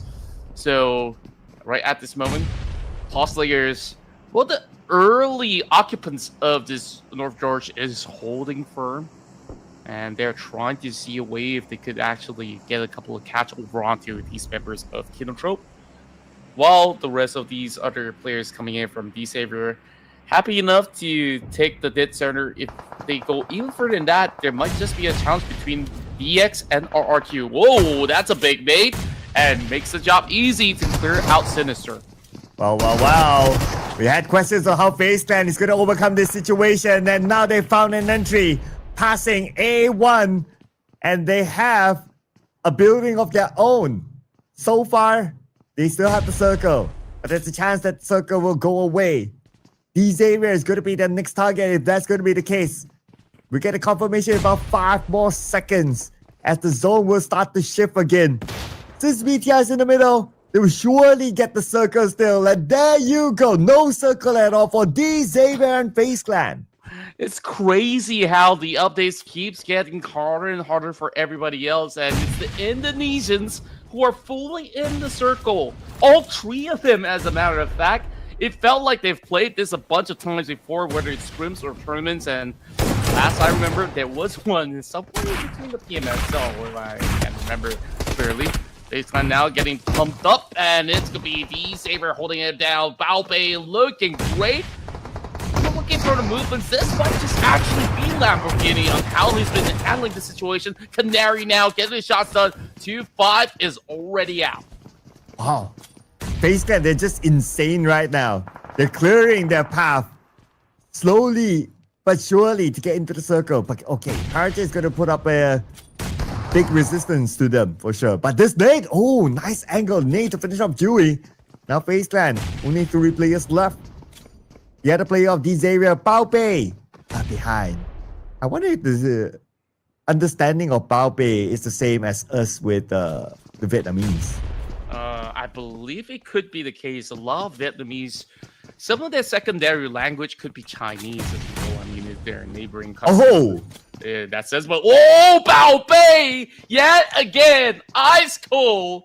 Can we call him Big Bao Bei if that's the case? Well, we'll hold that thought for now. Another one from Parajin! Insane work from D-Savior. Well, looks like D-Xavier was the only team to be able to stop FaZe Clan. And now they themselves will need to crash into the circle. The next challenger is going to be Kinotrope. Kinotrope needs the points, but the moment FaZe Clan gets eliminated, D-Xavier pushes forward and they find their next target, Kinotrope. Kinotrope tries to fight back with Tamra right now. DBS gameplay. Trying to defend this ground. D-Xavier is not truly in the circle yet. They still need to move forward, but they have to get past this DBS. It's so difficult to actually trade with D-Savior when it comes down to close quarter combat. These guys are masters when it comes down to pulling up some clutch moments out there. Speaking of shotguns, there's SOK hitting the mark. Once again, it's Parajin. Oh, now they go on a rampage. 10 points in for Dingo Savior to be able to match up to the tempo of BTR. Man, are you kidding me? Parajin is playing at the top of his game now. But the circle shifts again. Look at this. This circle, stage 8 circle, you still have 50% of water in it. I mean, with that 50%, it kind of confirms that RQ's location is the best location because naturally, when it comes down to these kind of circles, it will eliminate water by the tail end of stage 9. And speaking of which, actually, stage 9 is going to be in the middle of the street. Oh, this is going to be bad. This is extremely bad for claw slayers that needs to make a run across, which is why Pepang is going to lead the way. It's a 2-2 split. And somehow Ozisan's looking from the back. He might have a chance to strike them down. Oh yeah, Ozi-san could be the bane for claw slayers. They still have the smoke bridge though. Beautiful smoke bridge created. It's like totally covered. Now Bobo is making a move for it. Unstoppable might be stopped by Ken here. And Ken will be the one. Wow, that's a decently long range. Using an EBS to knock down Unstoppable. That's pretty impressive if you ask me, because they were inside of the smoke, and Ken right now gets himself into the upper portion of the rooftops just to get himself a little bit more cover. Lapard strikes down the final member of Kinotro, while RRQ takes charge at this very moment. Claw Slayers, one after another, depleted. Moving into the top 4, but not really finding most of these numbers in return. They still have plenty more smokes left, but it's only one member that survives the cut. Now going for that revive. Perhaps this could be a chance for Ken to leap downwards to seek them all out. Okay, and Curran is also behind him. But Ken, solo gameplay, comes in with a knock, but gets countered from the other side instead by Red Base. Now it's only Curran left for BTR. But now Lapar is in trouble. Blue is just right behind him, but his teammates have to clear the front. Thanks to Gen Force, Lapar can move. Right now, only the Indonesian teams are left here to play the final zone. And take a look at the dead center. That is the location of where it will straight, so it will be a little bit more of a heavy casualty for both Claw Slayers as well as RQ. Speaking of which, I guess there's only one casualty, and that is going to be from Claw Slayers, and Lapar trading back, suppressing Rip Face on that very tight corner. There's barely any space. RRQ down it, and now all that there is left is BTR to hold down line, and with the freeze, he's able to hold on, but not for long. The King of Cakes, Rex Rigum Keon, dominated here in North Georgia Pole. And here comes RRQ with another chicken dinner in the playoffs. Their second chicken dinner. It will definitely be good enough for them to move into the grand finals. But BTR second place finish with a good amount of eliminations. We also have to give it to them as they are on a desperate mission here to be in the top 18. But we're not going to take away the spotlight from RRQ. It's that chicken dinner. It's that moment in such a tough circle. They're finally showing their true colors. These Indonesian teams were popping off. And, you know, those good reads as well as tactical hold onto the right spots have gained advantages for the rest of RRQ. You can say the same about Claw Slayers. That was the earliest team to be on the block, but it just was unfortunate with the very final shift where they were forced to move from north all the way to the direction of RRQ, and just because of that very reason, they settled for third place, which is still decent enough. But man, Lapar is definitely on another level today. Oh yeah, he's definitely hungry, just like us. Yeah. But for RRQ, yeah, topsy-turvy sort of performance throughout the playoffs, but they have done enough to surely be in the grand finals, which is, at the end of the day, the objective of the playoffs. You're in the top 18, that's cool. Yeah, you get more starting points at the grand finals, but grand finals is like a total of 4 days, so there's a lot of games that will allow the best 18 teams here in the Ruthless Invitational Showdown Season 11 to catch up to each other. So it's not going to be a big problem as long as they are in the top 18. With 2 chicken dinners so far in the playoffs, RRQ surely will go through. Now I will want to see how the page 3 is shaped up now with the fact that BTR did put in a decent performance. Yeah, and that's about 10 points. I believe that actually knocks a team out of the top 18 in that sense.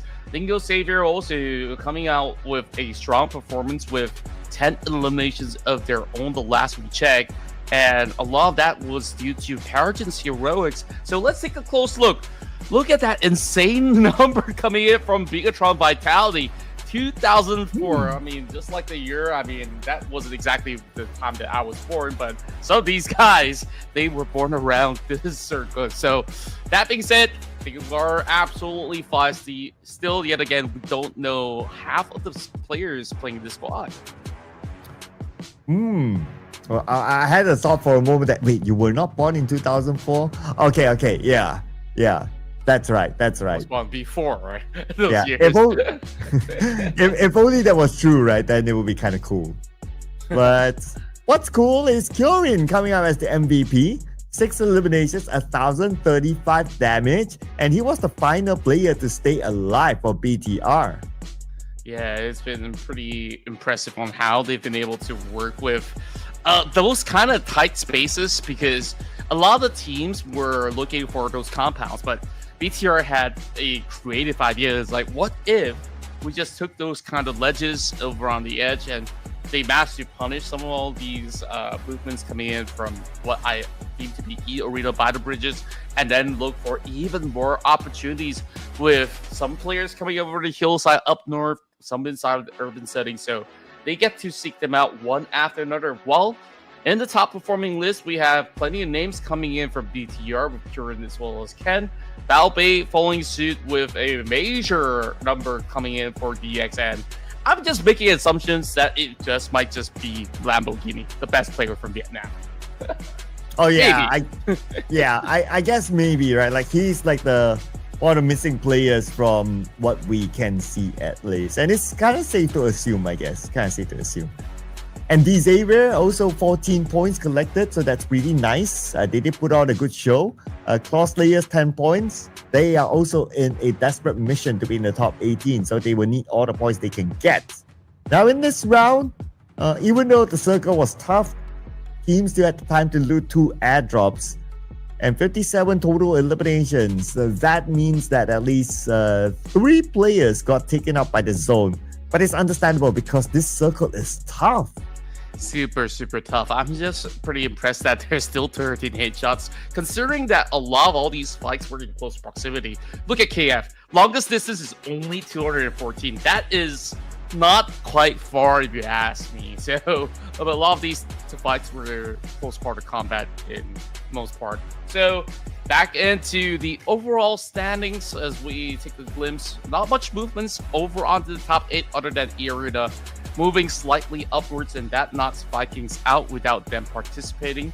So very interesting enough, for as a matter of fact, we have not seen MVKE for the entirety of the day. Well, I guess they really do have plans going on their Tuesday schedule in that sense. And on page 2, well, is it part of some of these teams' plans? Definitely RQ's plan to be on page number 2 now. After scoring that chicken dinner, number 15, 94 points. Vampire Esports, they didn't play that round, so gotta be fair to them. Naturally, they dropped slightly, 88 points. Now that's the edge of number 16. But there's 2 more spots on page number 3 that could still qualify into the grand finals, and that's going to be the crucial slot. But let's also remember, like 88, 94 is down there, so we want to see how far the points are. Looks like not so far. BTR, wait, BTR from 23, now they're 18. It's crazy if you ask me. I mean, that huge number, really see them surge all the way up. And A1 Esports is now tied with Boom, and they're just about to cusp of it. They need those 2 points up against BTR, and upcoming next is going to be Miramar to see if BTR can actually do a whole lot more, but perhaps they might even take a longer break than that. So I'm definitely wondering what will be the final outcome when we close out the evening, because it's just getting even tougher as matches after matches pass.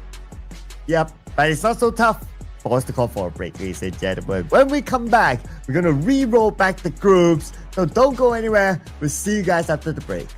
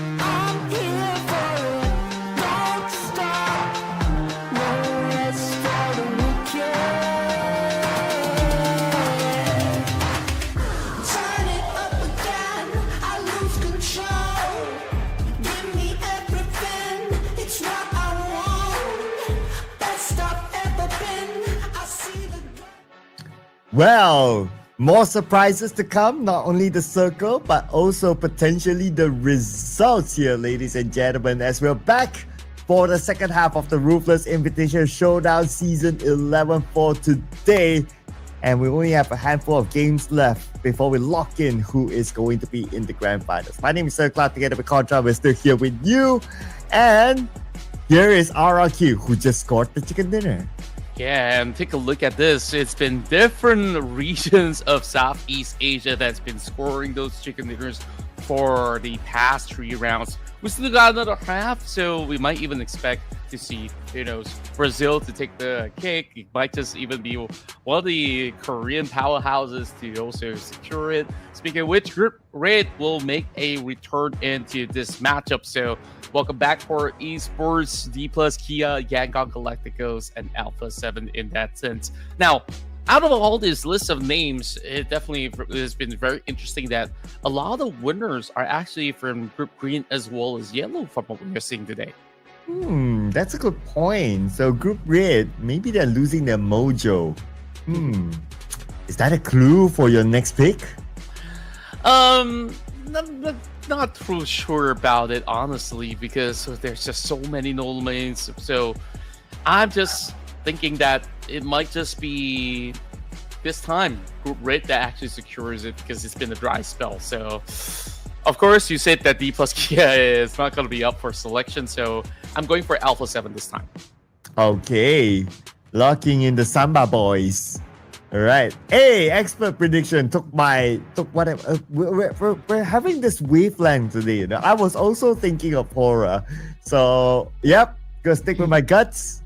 Let's bring in Horror Esports. Let's go. You guys are like couples, I guess like all you have to do is follow the expert's prediction, and if they score, you score as well. So keep it even. Okay, I kind of see your game plan right now. Hey, but I was genuinely thinking of horror. Okay, I was genuinely thinking of okay. Fair enough. Yeah. but I don't mind if the expert wants to bring me out for dinner.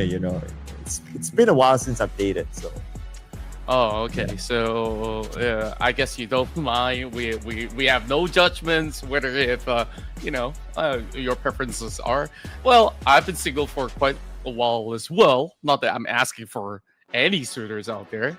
And looking at the current state for these teams, I guess like they're looking for a suitable scenario for them to score a chicken dinner. So looking at those names, I think like out of the many names out of Group Red, Vampire Esports have been rather quiet. Yes or no? Oh yeah, they've been quite missing, right? I guess one of the more highlighted moments of them we saw in the first game in Irango when it was the school-ish circle.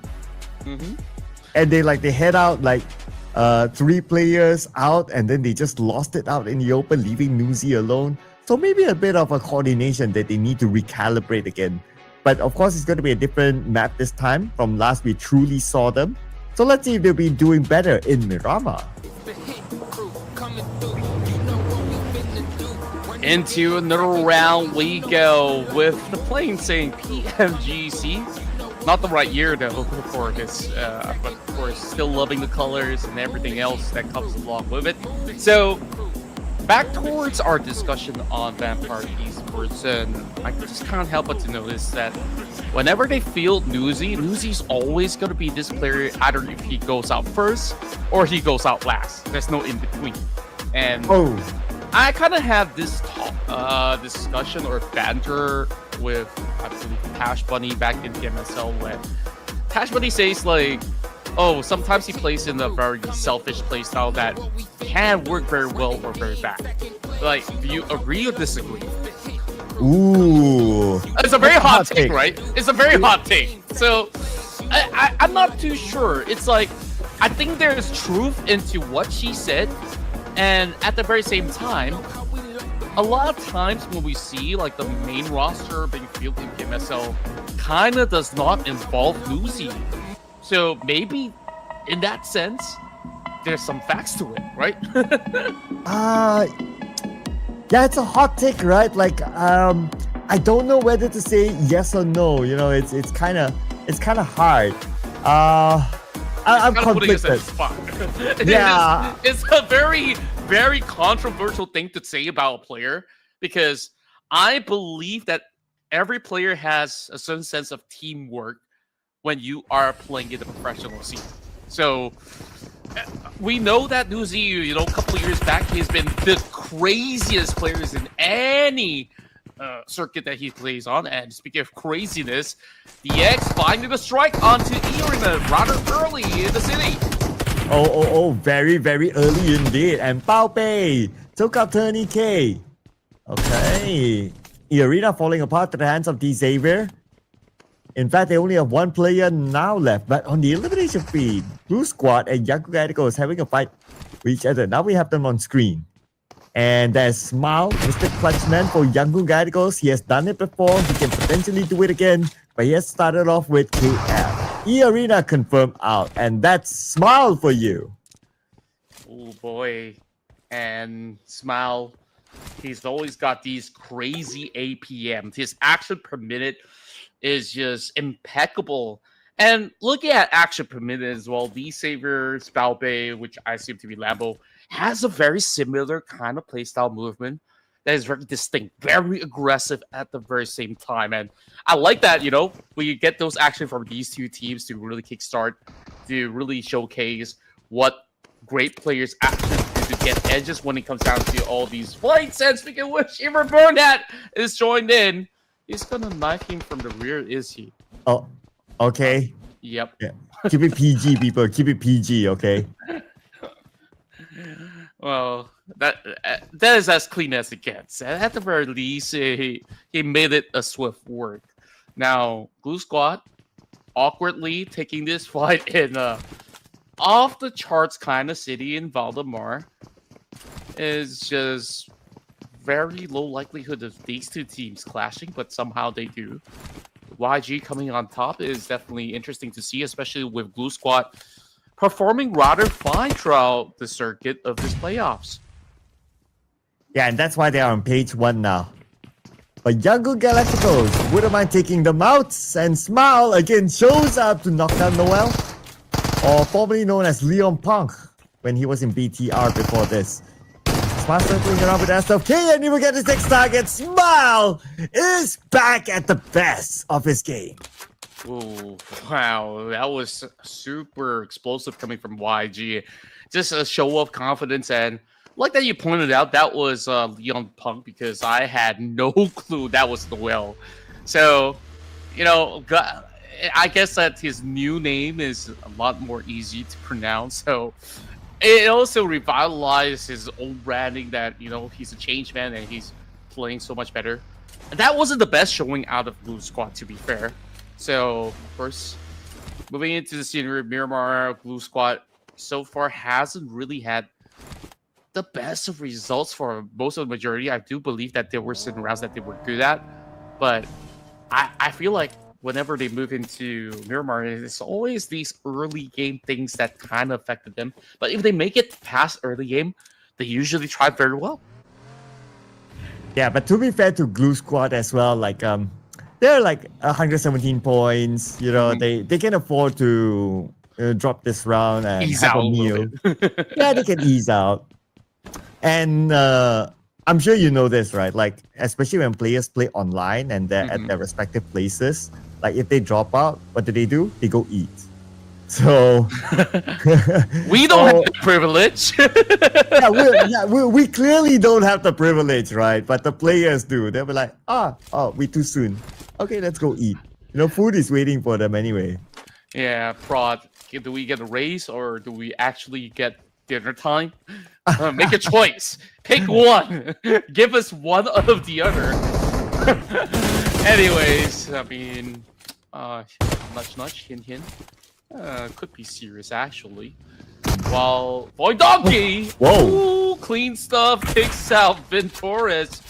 Razak so quick in action, and to me, this early game is really a flare of showings coming in from all these players who are really looking to really hit the mark here. While Razak for a whole lot more. He knows this Onsens is already on the save, breaks down the doorway. So Onsens is kind of stuck with Venturis because either the only way is up or you will be pretty much boxed in through the doorways. And Razak is just so smart on his maneuvers. Yeah, and Razak right now needs help though. He's stuck at the top of this tower with Vampire Esports wanting his hit. Lobbing nade after nade, hoping to get a knock. Then they will have an opening. But for the rest of Void Donkey, okay, they are still quite spread out. They need to back up Razak for sure. Venturis shows up and Razak goes down. Now Razak calling out for help, but he's by the edge of that rooftop, so he can just drop down easily, and now he will be amongst his teammates. Yeah, and that mid-range shot coming from the DPS was so nasty. Finding a knock on to Razak, but thankfully Gachori is over on the back, so he will be able to go in for a save. Newsy now finds that opportunity. Great clearance coming from Venturis to be understanding that situation to really push upwards early on to really find the opportunity. The grenade tossed right out, not finding the mark just yet. Razak now back up. Gonna go in for that full challenge right now. Potato now trying to really clear up the space. It's really taking a while now between both Void Donkey as well as VPE, both having equal stances. And now, who's going to come up on top? Potato soaking a little bit more. It's going to be Schwabs. That does get that return exchange. And now he joins in the rest of the field. And Zeta stuck on the open. It's going to be Newsy out here, bringing it out to DPS into play. And Newsy from somewhere on the ground floor, or maybe like a first floor, depending on how you look at it, just buying time for Schwabs to come in with a flank. They bought enough time for Schwabs. Schwabs shows up, flanked Void Donkey, and that's how they eliminated them. What a well-coordinated gameplay by Vampire. And that further solidifies our point that Newsy, he's still very much a team player in essence, where he's been able to really supplement in that fight. But the coast is not clear yet. They win out that battle by Graveyard, and take a look, that hard shift over onto Power Grid and beyond. So Vampire Esports, they're just looking at Woods and Paragon, and the rest of the Saber are charging into Graveyard. Oh, okay. Well, we might see action in a little bit more, but we're also seeing Talon really taking their time, and they're quite far away from the circle. On the elimination feed, APG and 4 tries in a fight. Okay, East went down. For now, 4 tries. One player is knocked but not taken out yet. They fight back. They got refused. Looks like Alpha Gaming lost 2 players and Doc is on the other side. And here comes IQ with a nade. 10,000 IQ on the Doc. It did damage him. It did clear him a bit, but IQ himself, he needs to heal. But Doc is now very low. Doc counters with a nade, but it's a 1-for-1 trade. I love that they actually went equal fall lock this time. It's not going to have all too much space, but at least Naki has been able to cover for now to be going for that pickup. Zao doing exactly the same, trying to find something in turn to save Doc at this very moment. Barely finding enough cover, but with just about enough safety net, they will get that reset and continue on with this onslaught. 5 eliminations already for Dingo Saber this early on, as they took out some of these members of Vampire Esports, I do believe. Well, APG, now that they've had to queue up those members from a far end for 4 tribes, it's going to make it hurt. While the Saber are looking to clean up shop on the weakened side of Vampire Esports, going for the push. 2504 gets a clean job executed, and there goes Vampire settling for those 4 points that they had, which they've been able to secure. Nice medium range spray there with the DBS by Doc, and he was at his last tick of health. He will not only be able to save himself, but also be able to save his teammates. Zone. Oh, wait. I heard gunshots. Okay. Oh, okay. At least they're shooting from across. I wonder who that is. Okay, those are the remaining members of 4 Thrives. So Doc with this rock. Yeah, I did that on purpose. Have enough cover to save Joel. Yeah, and we'll see how he's going to be able to find a little bit more of the cover. I like that he actually played a little bit mind games with that smoke grenade as well. If you were to smoke on the same spot where you're going for that revive, they think that, oh, they're gonna be camping inside the smoke, so they will randomly spray inside the smoke, right? And by doing so, he kind of sets up a little bit of that decoy. Now, throws an exchange, he actually lands a bullet. I'm not sure if that's going to be a knock, but Doc is just so sharp on his attack that he's managing to suppress those members out of Horror Tribe. So they've been limping for a while now. Fallock somehow still staying strong. And they're just going to fully commit to this. A fair 2 versus 2 between Horror Tribes as well as Alpha Gaming. And they're looking to full set. Zio has been revived multiple times and now attacked down low again. Okay, he's super low. He needs to heal. But he's out of first aid. He only has 10 bandages. Okay, that's going to take him a while, but time is not going to be given by Falak as he lobbed his nade out the zone. And eliminated right after by Falak. Now Doc has no one else to save but himself.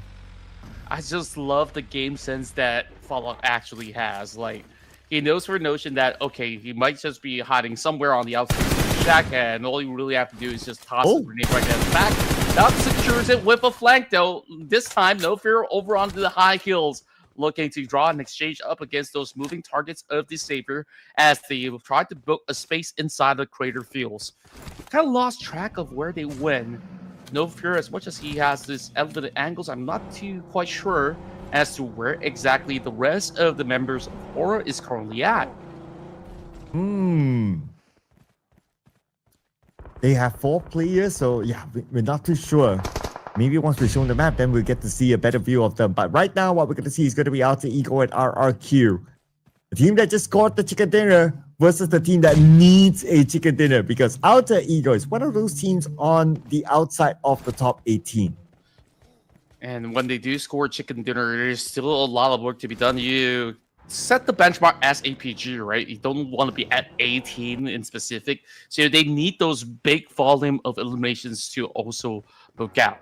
So I'm not too sure if Rosemary is around to really alter the course of Alter Ego, because they've been on a slump. But then again, these guys, only when the moment matters the most, that's where they kind of put their 100%. And I feel like that has been the bane of Alter Ego for most part. And this time, moving directly into the territories of RQ, that direct challenge didn't seem to have worked in their favor, with one member being tagged out.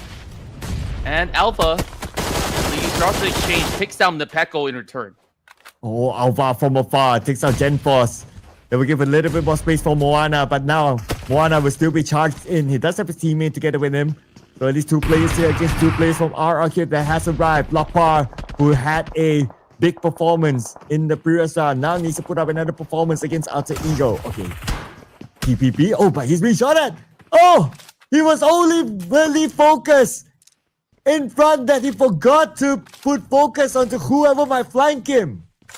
My word. It seems a little sloppy coming from RRQ. They were holding into this ground side. It really felt like they didn't really have plans to go in for the defense, and Alter Ego kind of took them one after another, but all thanks to Alva with those long range angles that he found with that double knock. And that kind of opened up all these opportunities. And take a close look.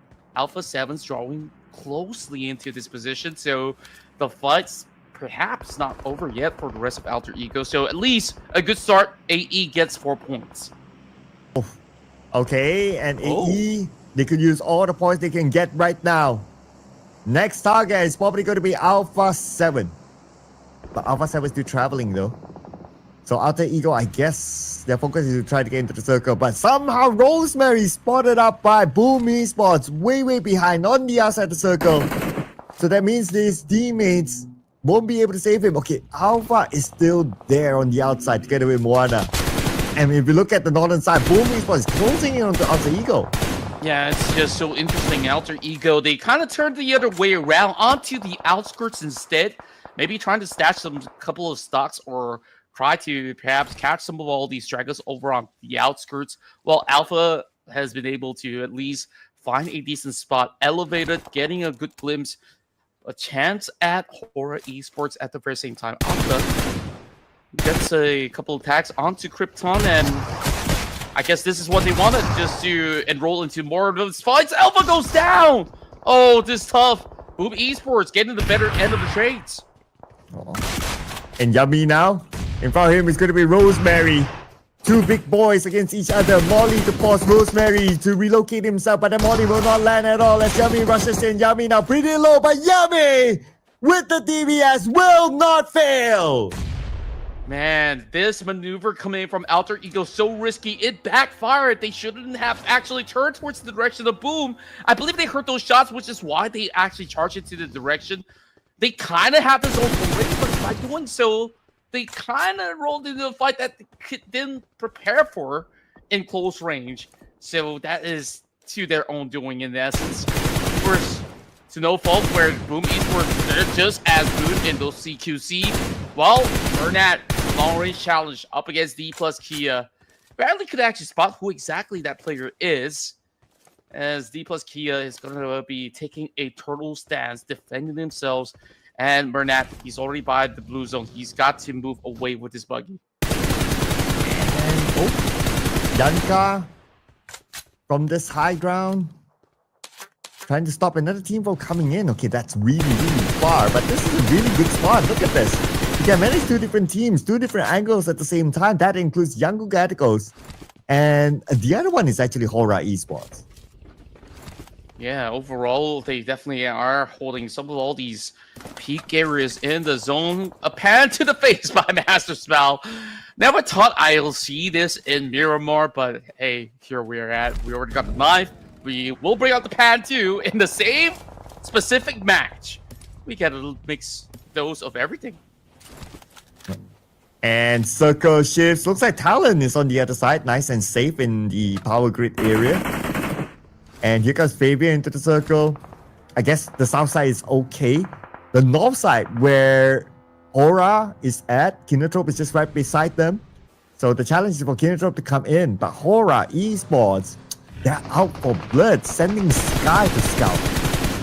Yeah, and speaking of which, No Fear has been able to just spot the rest of Kinotrope. So as much as they want to go in for that full challenge, they are also very vulnerable from another different angle on the opposite end, which is why they really have to take a little bit of cover then to really fully commit up against those members of Kinotrope.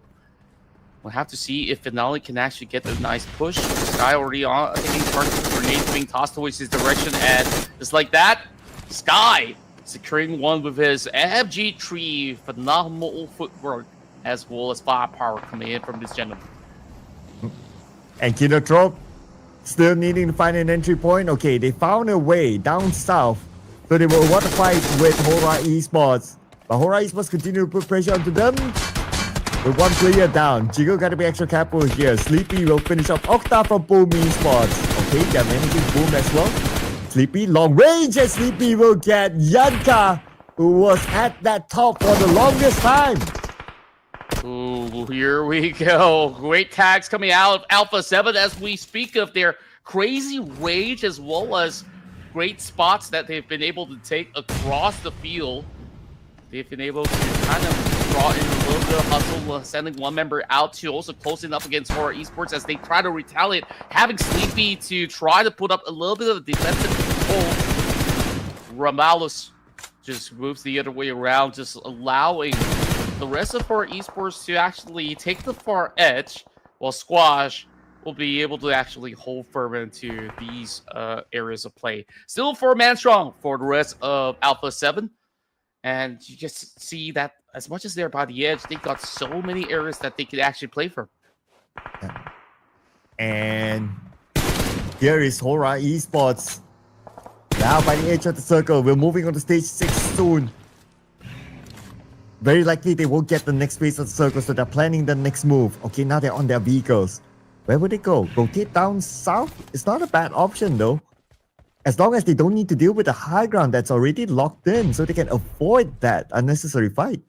Yeah, the problem is this street in the middle, though. I mean, it's a lot of open space where you can barely find yourself cover. There are certain creases just by the ropeways, which is what Yummy's currently doing. Just trying to hide in plain sight, hoping nobody actually reveals his location.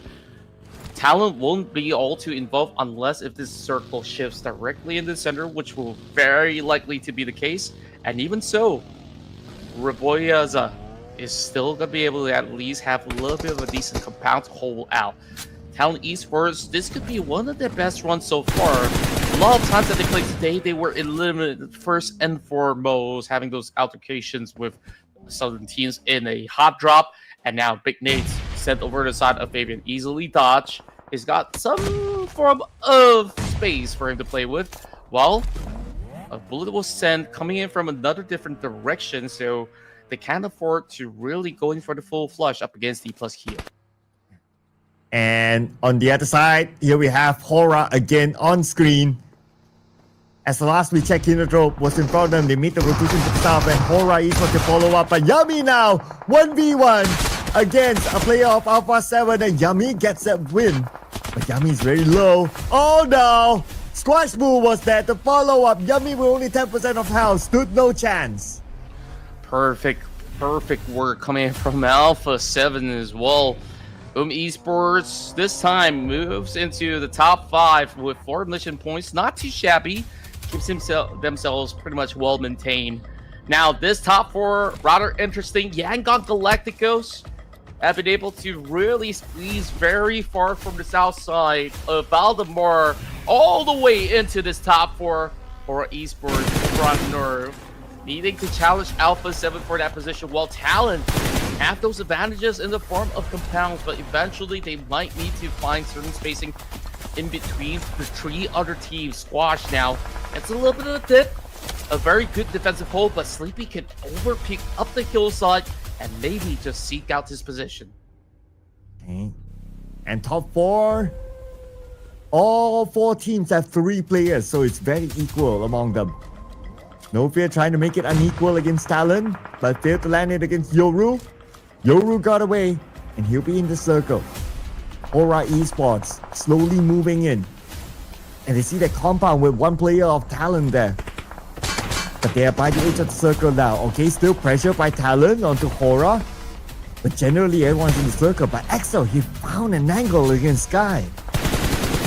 Wow, what a great tap out there as Talon Esports leveraging on their high ground terrain right now over on the rooftops of that compound. Getting that attack over on the Sky, and immediately looks to retrieve this fallen brother. That leaves him vulnerable at the very same time. Oh, Yoru, he almost got in return, but No Fear is also putting the pressure coming over the sidelines, and that could be a problematic turnaround if Yoru is not careful enough. Lively spraying into the smoke, and this is where they retaliated, and tags sent right back at Yoru. And just like that, they managed to at least deplete the vehicle, getting at 1 knock, and No Fear has already closed right in, 1 HP left, and that Molotov might just be able to do the trick! And where can they actually go? Barely enough space for the side of Yoru, and he's still somehow surviving, landing a little bit of a shot, spraying through. Somehow, he's hanging on, and he's pushing upwards. This might just be it. No And with a little No Fear clutches in that moment. Oh man, I was at the edge of my seat looking at that one. Yoru had the time to heal, but No Fear showed no fear at all to Yoru. But short-lived celebration as that long-range spinner of No Fear, but still it was a good move there by No Fear. But now Romeo Boy on the high ground against Alpha 7. Mernat gave him the assistance from the side, and Romeo Boy will not die. Romeo Boy, so far, having a great cover over on those creases and finding that perfect exchange, having some help coming in from Small at the very same time. So that tag team duo looking absolutely lethal. Now only 2 members left for Alpha 7. I guess this is as close as it gets for my prediction. You know who I'm rooting for, but YG, I mean, I've casted these guys from PMCL, and they have been able to always close up games when it comes down to a top 4 scenario. So looking to do it once more. Squash hiding in the midst of the valley. Well, I've always spotted Romeo as well as Master Small, but there's one member out of YG that we are not exactly getting a pure sight on, and that's Murnat actually coming from the far south in those compounds where we last saw those players of Talon was playing at. So with the numbers, Young Radicals have a higher percentage to lock this one in. But it's Alpha 7 that we're talking about. So anything can happen here. They try to gather as much information as possible. They know that they are at the deficit. And they're being pushed to a corner now by Yaku Radicals. The Yaku Radicals, they want to wrap things up. Look at this, they're pushing forward. They send a nade across onto Squash. And they head onto him, putting himself down to 50%. And Squash relocates his vehicle. Relocates himself because he doesn't want to stay there, anticipating a second nade might arrive. True enough. Very smooth maneuver coming with Squash, but he's actually taking the far edge. Maybe this could be a surprise ambush over onto Master Smile. Now, keep in mind that the rest of YG is actually taking the majority of the zone with this brand new update. Alpha 7 now back up against the blue zone. This is going to be a very difficult task, so they have to isolate this target. Starting off with Romeo Boy, they managed to spot him out, now fending him off. A little bit of damage being soaked by Yanka, and Smile really needs to chime in. Murnat to be following suit, so this makes it a clean 2v2, and that flank from Smile might just be the difference maker as they are slowly losing space. Tags over the Squash, and now here comes the major decision coming from Alpha 7. Oh man, it's so difficult, right? Like you're pushed to the edge like this, and Murnat lands a nade. Squash is going to be the final player. 1v3 right now. Young Radicals will want to wrap it up. Oh, Smile through the pan. He wanted to make a moment, but no, not the kind of moment going to happen. Instead, the moment for Young Galacticos to claim the chicken dinner is going to happen. The champions of the PMCL shows up in a strong statement here in Miramar, dominating the field, and it is just so clean on how they've been able to work on that split 2-2 formation, and they just understood the assignment so well, where they know that they've already secured a lot of that space on the south. To focus on Alpha 7, there's just a couple of areas that were left unchecked, and they know that they could just slowly hold them out every step of the way. So that being said, it's 6 points in for Master Smile and Murnat to equate to a total of 12 elimination points. It had to come from the former Genesis Esports boys, Smile and Murnat, to score 12 eliminations for the team. And with the chicken dinner, that's 22 points collected by Yangon Galacticos. They're already at page 1 last we checked. So scoring this chicken dinner just solidifies it. Surely we will see them in the grand finals. Not going to be a problem for the boys of Myanmar, who will be waving the flag at the PMWC later on.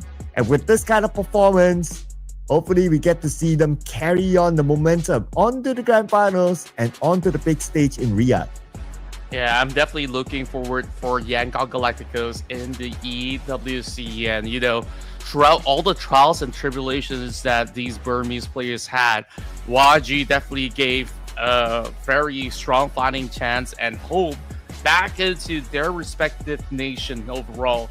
And take a close look into some of these amazing stats. YG traveled pretty far. You could say the same about Hora Esports, while Talon, they have traveled the furthest. When it comes down to resources, I think A7 as well as YG on that final duel, one had more smokes and another had more frag grenades to book out. But in essence, once that tag was laid out over onto what went on, it becomes a deficit that was too hard for Alpha 7 to overcome. Yeah, and if we were to look at the stats, right, what interests me is that even though Yangon Galacticos, they scored big this time, 12 eliminations with 1,836 damage, but their heals are lower than Alpha 7. So that means that, okay, they saw a lot of action, but they somehow managed to like stay away from like gunshots, but still able to bring in the eliminations. That's crazy. That's crazy stats here. But what else is crazy is the clutch man of Myanmar. The man himself, Smile, as our MVP this time. 6 eliminations brought to the team. Love that when he comes down to smile, he is always showing us some really straight face. While he definitely smiles upon his enemies once they turn it into crates, and he's always been able to offer a high amount of damage alongside with Burnett. These ex-Genesis players once again showing a huge part of their DNA on what makes them some of the best players hailing from Myanmar. Now, what's interesting to also note is that I've expected more out of those members of Alpha 7 to be part of this list of top performers, but instead it's out of Horror Esports as well as APG. No Fear matching up with the numbers of Doc, with both securing 4 eliminations apiece. Yeah, and with that, Young Radicals 22 points, Horror Esports 13 points, Alpha 7 10 points. Okay, so that's the teams at the top.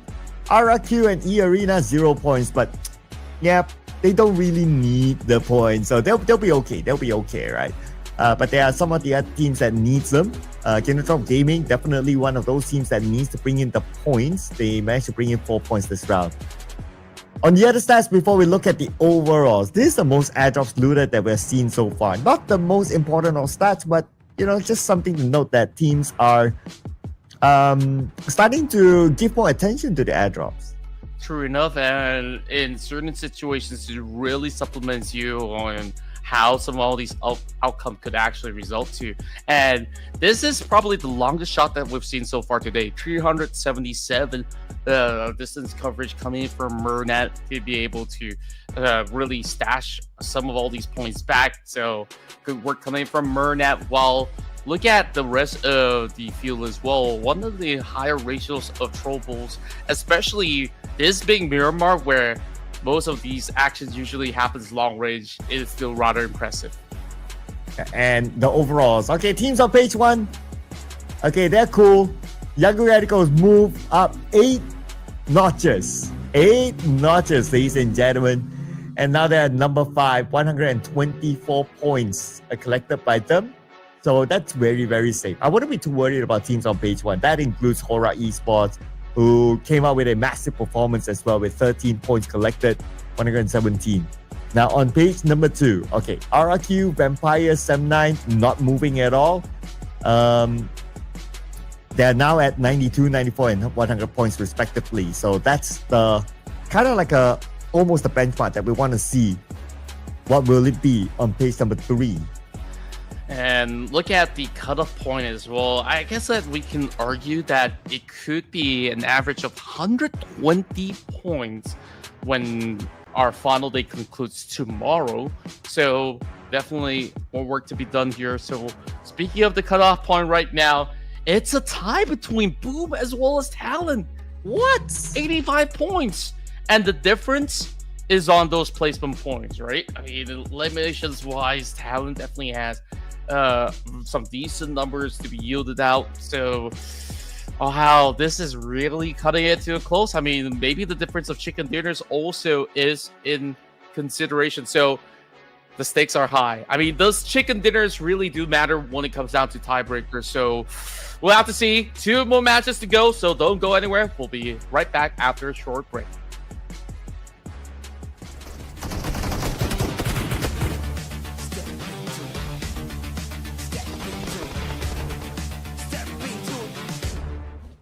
To the ring.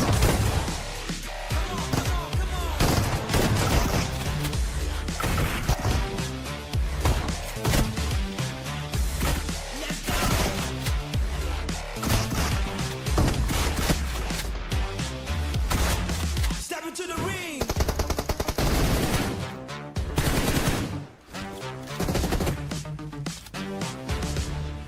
Step into the ring.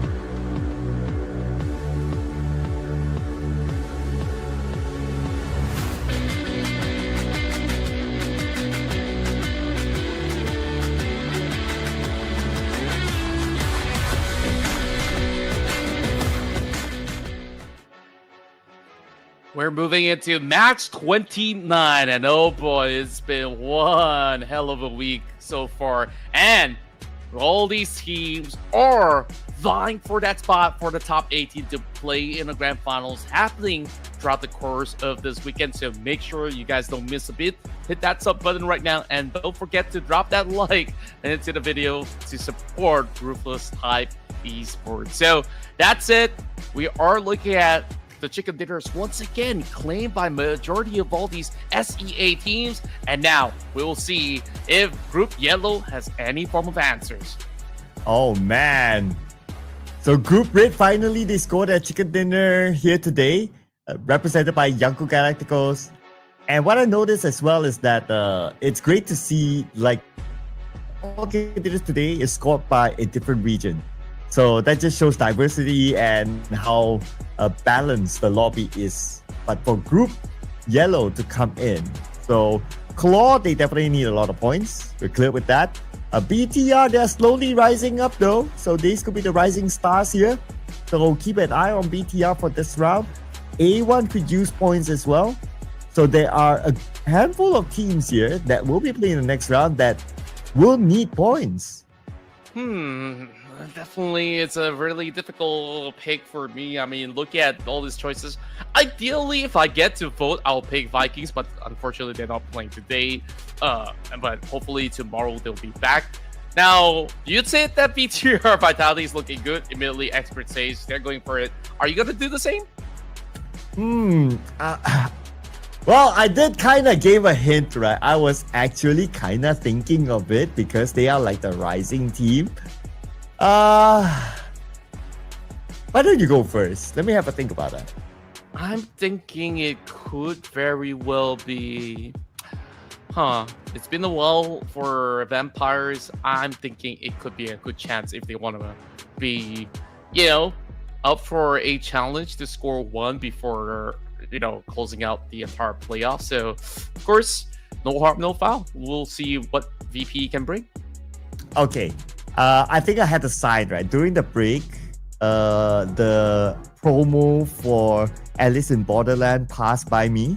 So I think that's a sign.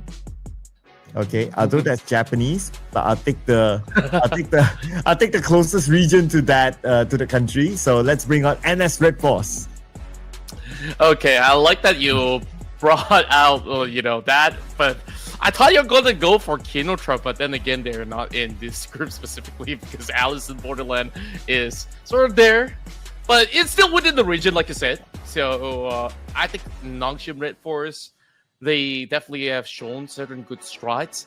It's just that they haven't really found that pure rhythm to really nail down a top 3 finisher in their favor in general. But in Erangel, they generally look very good. Yeah, they did score 2 chicken dinners yesterday, so they could be feeling the vibes here, and they want to at least be at number 2 because they held that second place spot for quite a while. But let's see if they'll be able to do it in Erangel.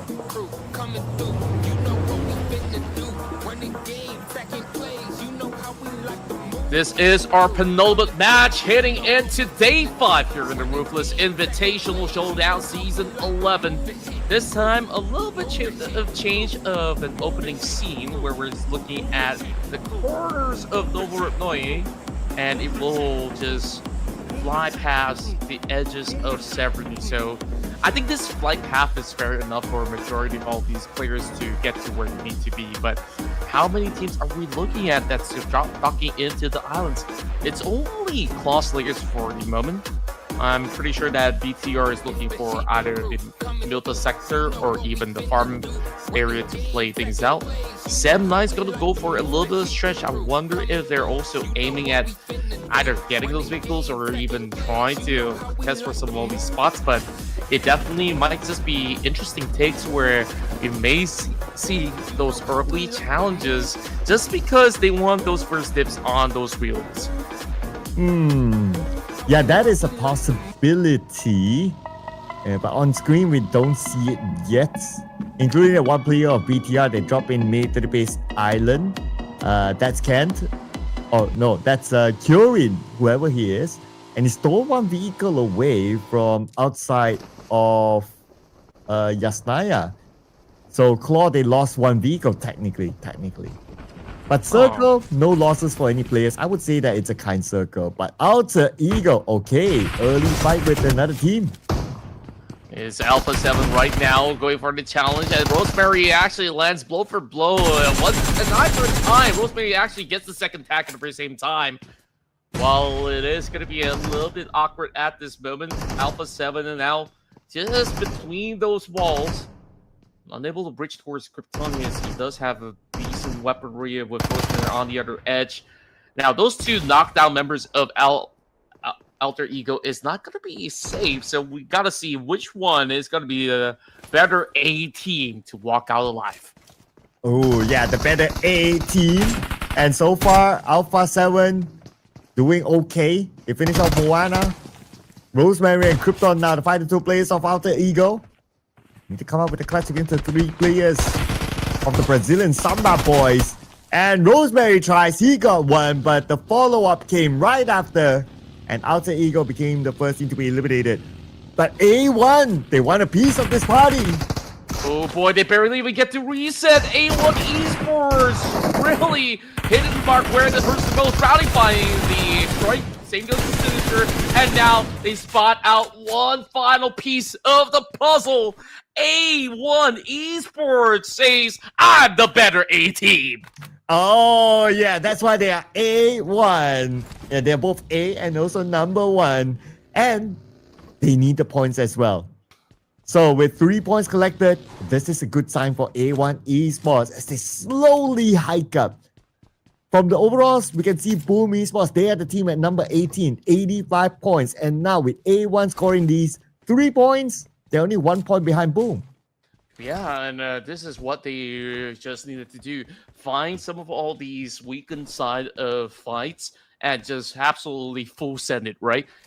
If you can do it one more time, they can surpass Boom, because Boom so far, the best run was also back in the Wrangle, where they've been able to really get a lot done back into the corners of Rozak. But other than that, the rest of the maps has been rather a little bit of a disaster, where I guess arguably that last round, Boom Esports still managed to go for decent exchanges up against the likes of Alter Ego, last I recall. But so far, Boom Esports now under pressure.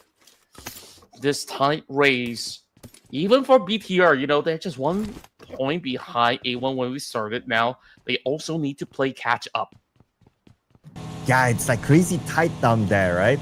Mm-hmm. It'll be even more interesting if Claw can get a chicken dinner this round, and then it becomes like what? 6-way fights? Yeah, 6-way fight for at least number 18. That will be crazy. Because after this round, we only have 1 more game today, and then tomorrow will be the last day of the playoffs. Average, every team would play 4 games in a day. Mm-hmm. So only 4 games tomorrow then to determine who will be in the top 18. And until now, we're not clear because the points are that close. True enough, which is why we have not changed the point system for so many years, you know, like, because it's so efficient. You know, back in the days where Chicken Dinner awards you with 25 points and then the second place was like, what, 15? That's inflated numbers, right? Now it's pretty much tied up. Almost anyone's game to actually take when you just outgun your opponents, then that's all you really have to do. It's a fair shot for everybody. Now, you talked a little bit about Claw Slayers. I think they need at least 2 chicken dinners if they can find 1 or 2 today. Tomorrow's work will be easier, but right now the gap is quite significant. Okay, at least we get to see at the teams that are playing right now. Alter Ego at 74. That's a big margin. Claw Slayers, dead bottom, 40 points. You need 2-3 big games to get you on track. But the good news for Claw Slayers is that they're not only playing this game, but they will also be playing the next game. So, yeah, so they have that chance to do whatever that you mentioned. Okay, that was a big flip there. Okay, when does it stop? Okay, does it stop yet? Nope. One more? Nope. Well, Smile's always got the lucky charm with him. It doesn't, like, it could be awkward where You are overturned after how many flips? A lot of time being burned out. But thankfully, they are in the same spot. Can you imagine this to be stage 3? And then like it's a Gakka region, then oh, he's absolutely doomed, right? And I think certain times, even in competitions, we see vehicles flip at really bad moments. Well, we've talked so much about Nobu. I think like back in the days, not many people bat an eye on all these Korean teams because, oh, they're new to the PUBG Mobile esports world, but there's a reason why they say South Korea is the mecca of esports. And fun fact to those who don't tune into PUBG PC, South Korea has always been up there at number 1 or number 2 for many, many years. And what these big organizations do, they employ coaches from the very best of PC into mobile. And that formula works just fine into mobile. And it just took them like what? 3? Well, since their debut in the world stage that I could remember, they took like what, 3 or at most 4 years, and they became world champions. Or champion to our observer as well. This is a unique sight.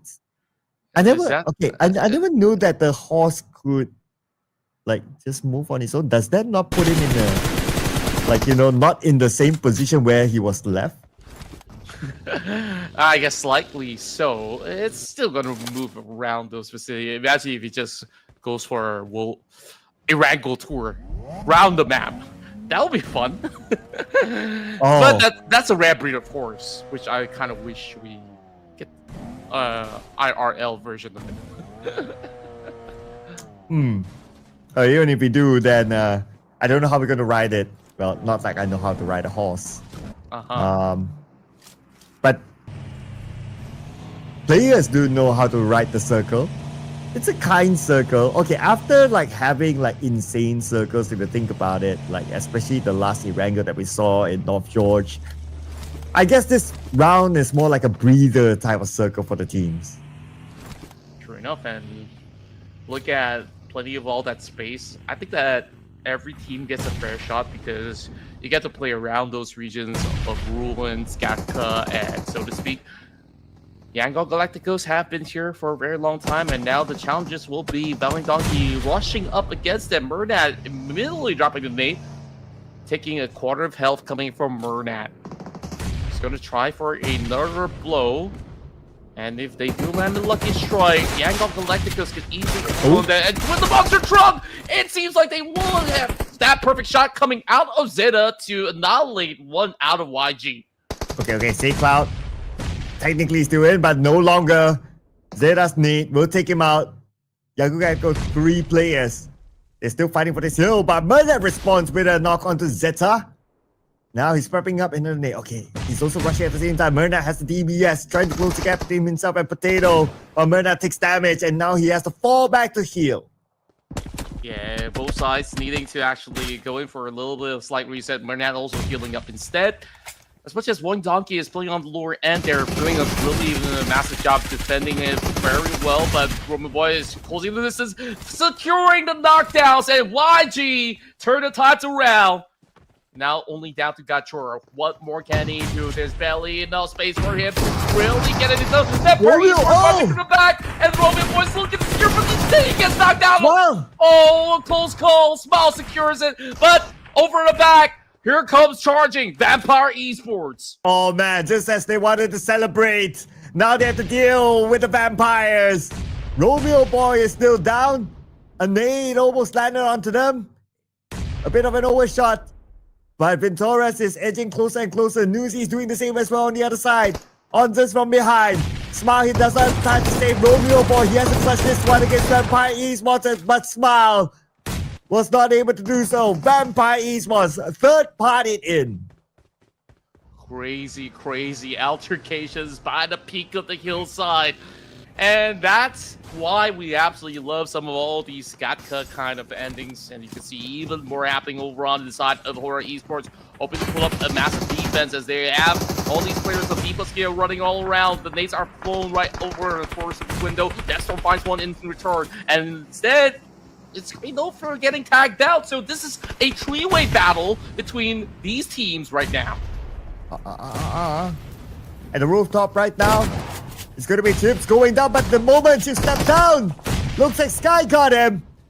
But name from the outside, took out Sky, he came from Osal, but from afar, from the inside of the building, Jiggle spotted out, Fabian finished him off.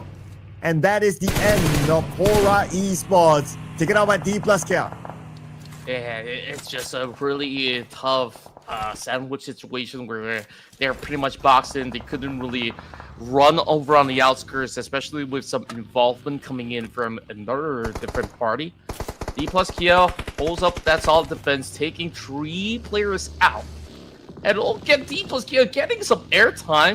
Now that's a little bit of a show off of how well he actually drives as they look to take down the rest of Pubg Sports, instead getting knocked down. Oh, this is tough for Oso. Too many for him to handle. The rest of D plus K, they have to bail this one. And Boom Esports, they're on the chase. Octa really wants to hunt them down. But as D plus K tries to get away, they will bump into another team. In front of them is going to be Endless Red Force. And Yummy will finish off Osal. As for D plus K, okay, they have arrived. Okay, here we go. From the pan to the fire. Now it's going to be D plus K and Nongshim Red Force. It's going to be the battle of civil rivalry right now between the Korean side. Doxy is finding some alternate angles, but that is quickly navigated by the rest of the members of D plus Kia. As soon as he jumps right in, he gets tagged up instantaneously. Nongshim Red Force will be down for the count. D plus K just showing that they are still the better Korean team against NS Red Force. When NS Red Force, they were on the defensive side, like they had the building, D plus K had to infiltrate, but they failed to defend it. But it just shows the power of D plus K. And if we look at the overalls right now, right, all the teams, or at least 4 teams below D plus K, all of them have been eliminated. So they will naturally create a bigger gap at the top. It's actually crazy on how rowdy these teams are actually getting. Mind you, this is just stage 3, and we're already down to 9 teams. Just tells you that the boat gets tougher and tougher. Vampire Esports tries to make their way across. D plus Kia still not holding back these guys. The moment that they get those restocks, they're just feeling so amped up because they won so many of all these trade outs, despite this compound only houses 2 members of D plus Kia that's still alive. Yeah, they're playing as if they are like a full squad, right? That is insane by D plus K. And because of their dominance, it looks like no team's going to take over the compound. And the compound happened to be right smack in the middle of the circle. But as the circle moves, surely they will still get it. So that's going to be a safe haven for them. Now the next clash point. I'll be looking at the North Boom and FaZe Clan. It is pretty interesting as to how there's a lot of flat grounds in this updated area, and all around the outskirts there is a scramble for space between FaZe Clan as well as Boom Esports.